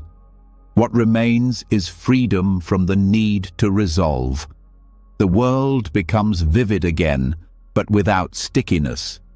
You see movement, color, emotion, thought, but you don't form identity around any of it, nor do you turn it into a teaching. It's just experience, unfolding, without essence and without rejection. This openness allows compassion to flow naturally. When emptiness is misused, it can numb empathy. Its all illusion can be used as an excuse to disengage. But when emptiness is seen clearly, you realize that suffering too is dependently arisen. That pain is real in its effects, even if empty in its nature. This understanding opens the heart. You don't cling, but you care. You don't hold, but you respond. There is no attachment to a fixed self, but there is deep connection to life as it is. In dialogue, you no longer try to win arguments about truth. You don't need to correct others or convince them of non-duality. You listen without turning someone's words into a battlefield. Because there is no final view to defend, no ultimate position to assert. Every perspective is partial. Every thought is conditioned. You engage not to fix, but to meet, not to hold, but to understand. This freedom even transforms your relationship to teachings. You stop seeking ultimate conclusions from teachers or texts. You read, you hear, you absorb, but without clinging to interpretation. You allow the teachings to live in you as living questions, not finished answers. You let them move through you like breath, not like bricks. And then, when others ask you about emptiness, you may smile, not because you know, but because you no longer need to know in the way you once did. You no longer define yourself by what you've realized. You don't make emptiness your truth. You just live without carrying the tension of belief. To live this way is not to be passive, it is to be unburdened. You move through life without grasping at explanations, without clinging to frameworks. You act with care, with clarity, with immediacy. But you don't narrate yourself as someone who knows emptiness. You don't add a layer of insight onto your identity. And if you find yourself clinging to the memory of non-clinging, let that go too. Let everything be subject to release, including the view that release must look a certain way. The emptiness of emptiness is not a special insight. It is the loosening of the last finger around the last view. Nothing in your hand, nothing in your mind, nothing left to explain. Let that be enough. Let this moment appear and disappear without needing to define it. Let every thought, every feeling, every movement arise without building a view. Let the teaching of emptiness pass through you and dissolve. There is no need to carry it further. You are already free. When even the view of emptiness has been let go, when the teachings themselves are no longer clung to, when the path dissolves beneath your feet and no final truth remains to be protected, what is left is something open, unshaped, and quietly free. There is no longer a need to arrive anywhere or explain anything. Yet right there, in the clear light of that openness, another challenge can appear, subtle but heavy. The weight of insight itself, not the grasping at conclusions, but the quiet accumulation of understanding that becomes its own kind of burden. This is the dukkha of knowing, the suffering that comes when even truth, if unbalanced, becomes something the heart can no longer carry. It begins innocently, with study, reflection, sharp observation. You begin to see deeply into things. You understand patterns, mechanisms of thought, structures of suffering. You see cause and effect more clearly. You see impermanence and interdependence not just as ideas, but as realities shaping every moment. There's a sharpness to it, a clarity that feels both humbling and empowering. And this can help at first. It dissolves illusions, it breaks through confusion, it brings relief. But insight, when collected without grounding in presence and compassion, can slowly harden into pressure. The mind becomes used to dissecting everything. Even joy is observed, taken apart, reduced. Every experience is measured against principles. Spontaneity is filtered through analysis. Instead of resting in life, you are interpreting it constantly. The present moment becomes a stage for insight rather than a place to simply be. The trouble isn't insight itself. The trouble is when insight stays in the head, abstracted from direct feeling. When truth becomes something you think instead of something you live. You know the self is empty, but you're still defending it in subtle ways. You understand dependent origination, but you're overwhelmed by your reactions. You've studied the teachings, but they haven't yet sunk into your body. So instead of helping you open, the knowledge starts to weigh you down. This creates a new kind of tension. You believe you should be beyond certain habits. You assume you've gone deeper than your actions suggest. And then shame arises, or frustration. Why am I still caught in this if I already know better? That question doesn't free you. It quietly binds you again, using your own insight as the rope. This is the shadow side of wisdom not yet embodied. It knows too much and feels too little. The dukkha of knowing also shows up in relationships. When someone speaks from emotion, you listen from theory. When someone shares a struggle, you frame it in terms of clinging or non-self rather than meeting them with your heart. Knowledge becomes a lens that separates you rather than a bridge that connects. It can turn real moments into lessons, and in doing so, you stop showing up as a person. You become a collection of understandings, and others feel the distance. There's also the fatigue that comes from never resting in unknowing. The compulsion to explain experience to yourself, to translate every silence, every feeling, into something that fits within your conceptual map. You forget how to sit with the rawness of life. You forget how to cry without narrating why. You forget how to be confused without solving it. And over time, the insights, once liberating, start to close in. They become a wall, a mental structure so refined, so well-intended, that you don't see how it traps you. This is where surrender becomes essential. Not surrender of values or effort, but surrender of interpretation. Letting truth be what it is, without needing to always understand it. Allowing mystery to stay mystery. Allowing pain to be felt before it is studied. Allowing life to touch you without commentary. True practice brings balance between knowing and being.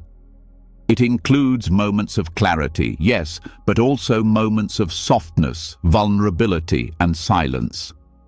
Insight matures when it's no longer something you tell yourself, but something your whole body expresses without effort. Like the way trees bend in the wind, not because they understand wind, but because they are part of its movement. To reach this balance, humility is needed.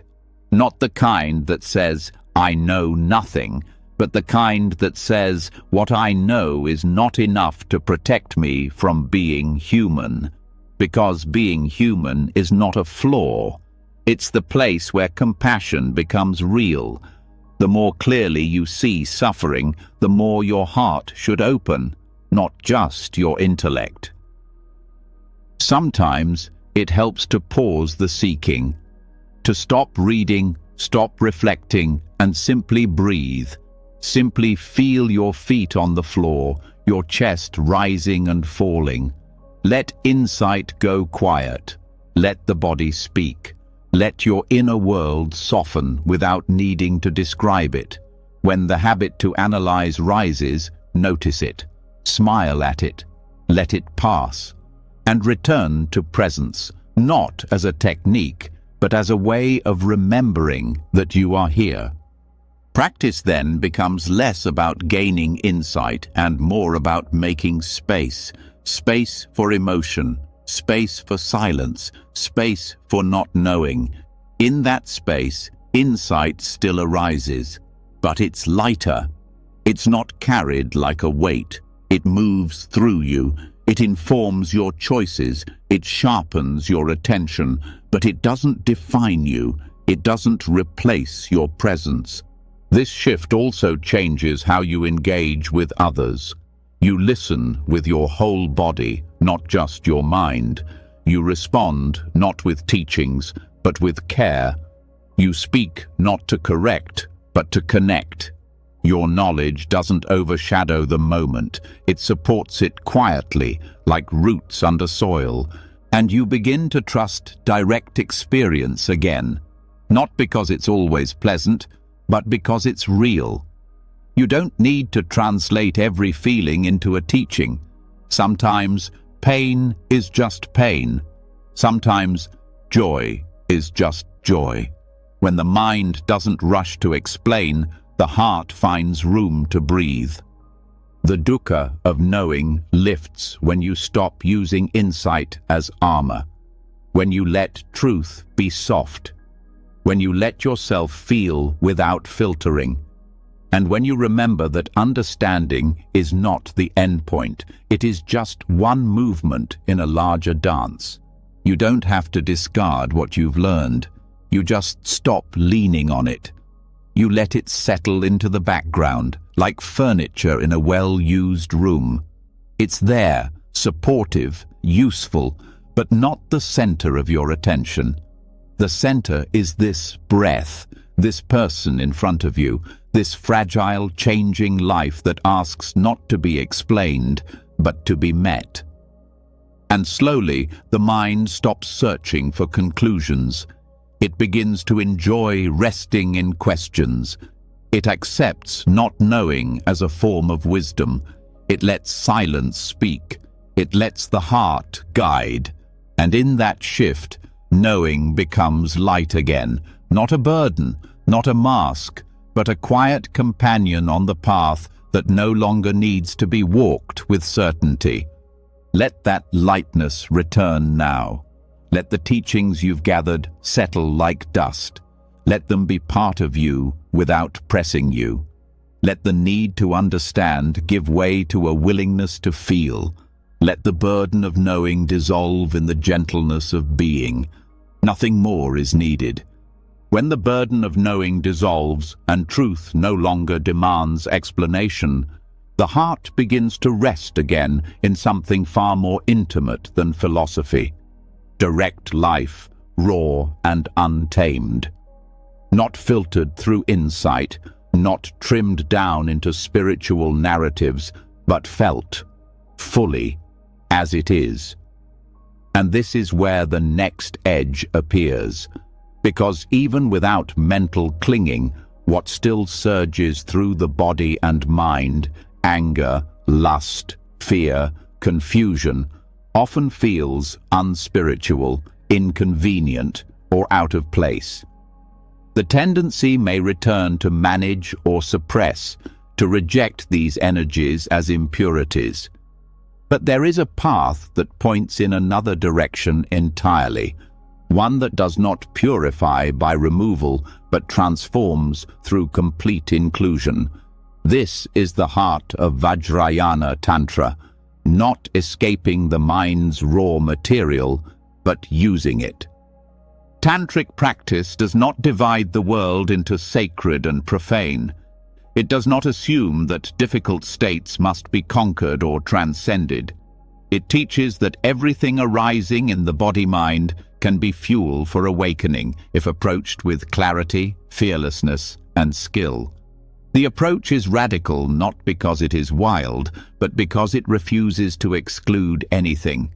The very emotions that might make someone feel furthest from the path, rage, craving, grief, are seen as potent doorways, not distractions, not failings, doorways.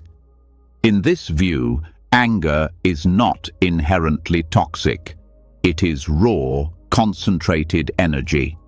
When met with mindfulness and transformed through understanding, it reveals a sharp clarity, a penetrating wisdom that cuts through illusion. Lust is not inherently a problem.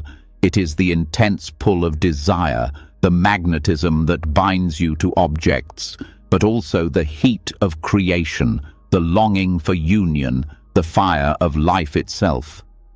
Confusion, when not resisted, becomes the space in which everything dissolves, the very ground of non-conceptual awareness. But none of this transformation happens by indulging or denying. It happens by turning directly toward the energy as it is, without judgment, and letting it teach you, letting it unravel the concepts you usually place around it. This is not about acting out. It's about meeting the core vibration of the experience before it turns into a story or reaction. And in that meeting, its nature becomes visible, not as an obstacle, but as another expression of mind's luminous clarity.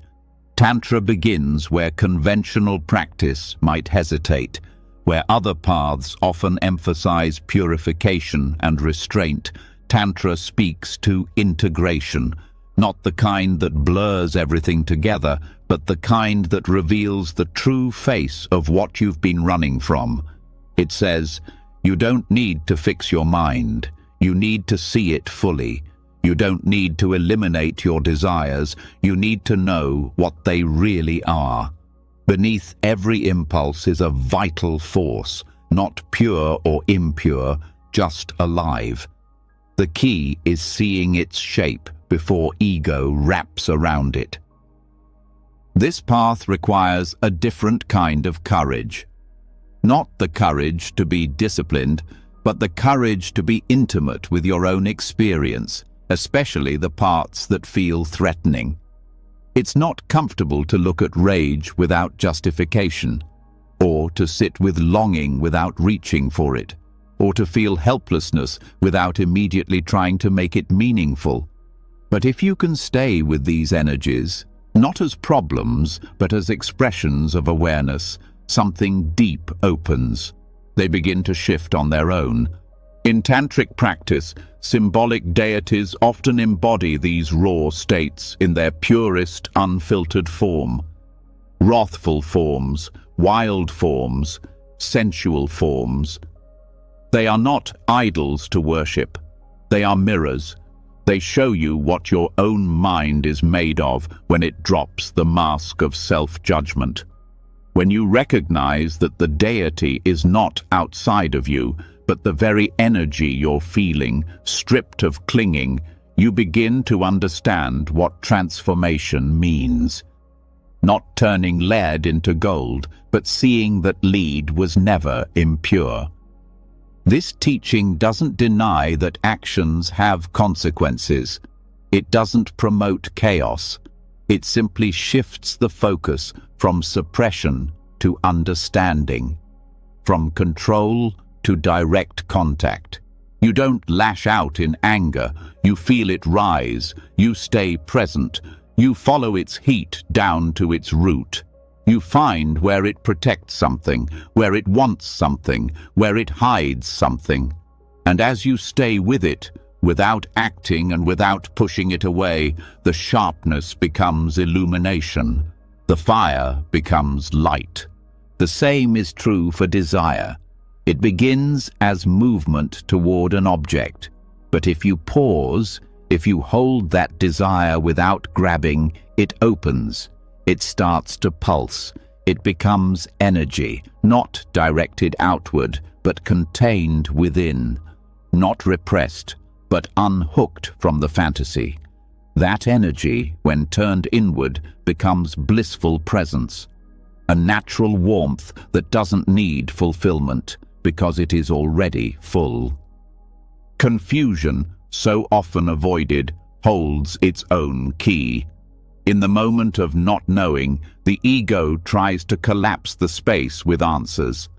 But if you don't collapse it, if you stay in the uncertainty, the thinking mind gives up. In that giving up, a deeper intelligence begins to speak, not in thoughts, but in the silence behind them. That silence is not empty, it is vast. And when you trust it, even confusion becomes a teacher. All of this requires stability. Tantra is not a beginner's game. It demands a strong foundation in mindfulness, concentration, and self-honesty. Without that, the risk is getting swept away, using the language of transformation to justify unconsciousness. But when practiced with discipline and care, Tantra offers a powerful path to freedom, not by purifying the mind, but by revealing that nothing in the mind was ever unworthy of attention. This view relieves the practitioner from the burden of trying to be good. It opens a space where being real is more important than being right, where the depth of one's humanity is not a flaw, but the very material of awakening. You are not asked to become someone else. You are asked to see yourself so clearly that there is no one left to resist. In this space, practice becomes honest. You stop trying to remove what feels messy. You stop pretending that peace means comfort. You meet your own mind like a landscape, with mountains and storms and clear skies alike. There is no weather that disqualifies awakening. There is only how you relate to what appears. This is not theoretical. You don't need to believe in tantric cosmology to live this way. You only need to stop pushing parts of yourself into the corner. You only need to stay present when you most want to leave. The mind becomes your teacher, not your judge, and everything it throws up becomes fuel. You don't overcome your anger by fighting it. You transmute it by understanding it fully. You don't escape desire by numbing it. You free it by meeting it without acting on it. You don't fix confusion by replacing it with certainty. You let it dissolve into silence. And over time, the division between sacred and profane dissolves. You no longer wait for a better version of yourself to arrive. You practice right here with what's present. Your thoughts, your urges, your struggles, they are not in the way. They are the path, the exact place where awakening can happen if you stop trying to replace experience with theory. Let that shift happen now. Let the heat of emotion rise without fear. Let desire come forward without shame. Let confusion be honored as part of the unfolding. Don't reach for purity. Don't perform stillness. Be with what arises, fully, without running. Your liberation is not elsewhere. It is here, in the raw material of your mind, in the places you once called flaws, in the energy you were told to fear, in the very things you thought needed to be removed. Tantra says nothing needs to be thrown away. Everything can be used. Let it begin now. And now, everything has been said, only silence remains. We've walked through the deepest corners of the mind, not to rearrange them, but to let them go. Together, we've peeled back the layers of stress and identity, of effort and becoming, of fear and even insight itself. We saw that you don't need to fix the mind. You just need to stop carrying what was never yours. You've seen how thought isn't personal, how the story of time unravels in stillness, how the desire to be, even to be good, can become a quiet chain.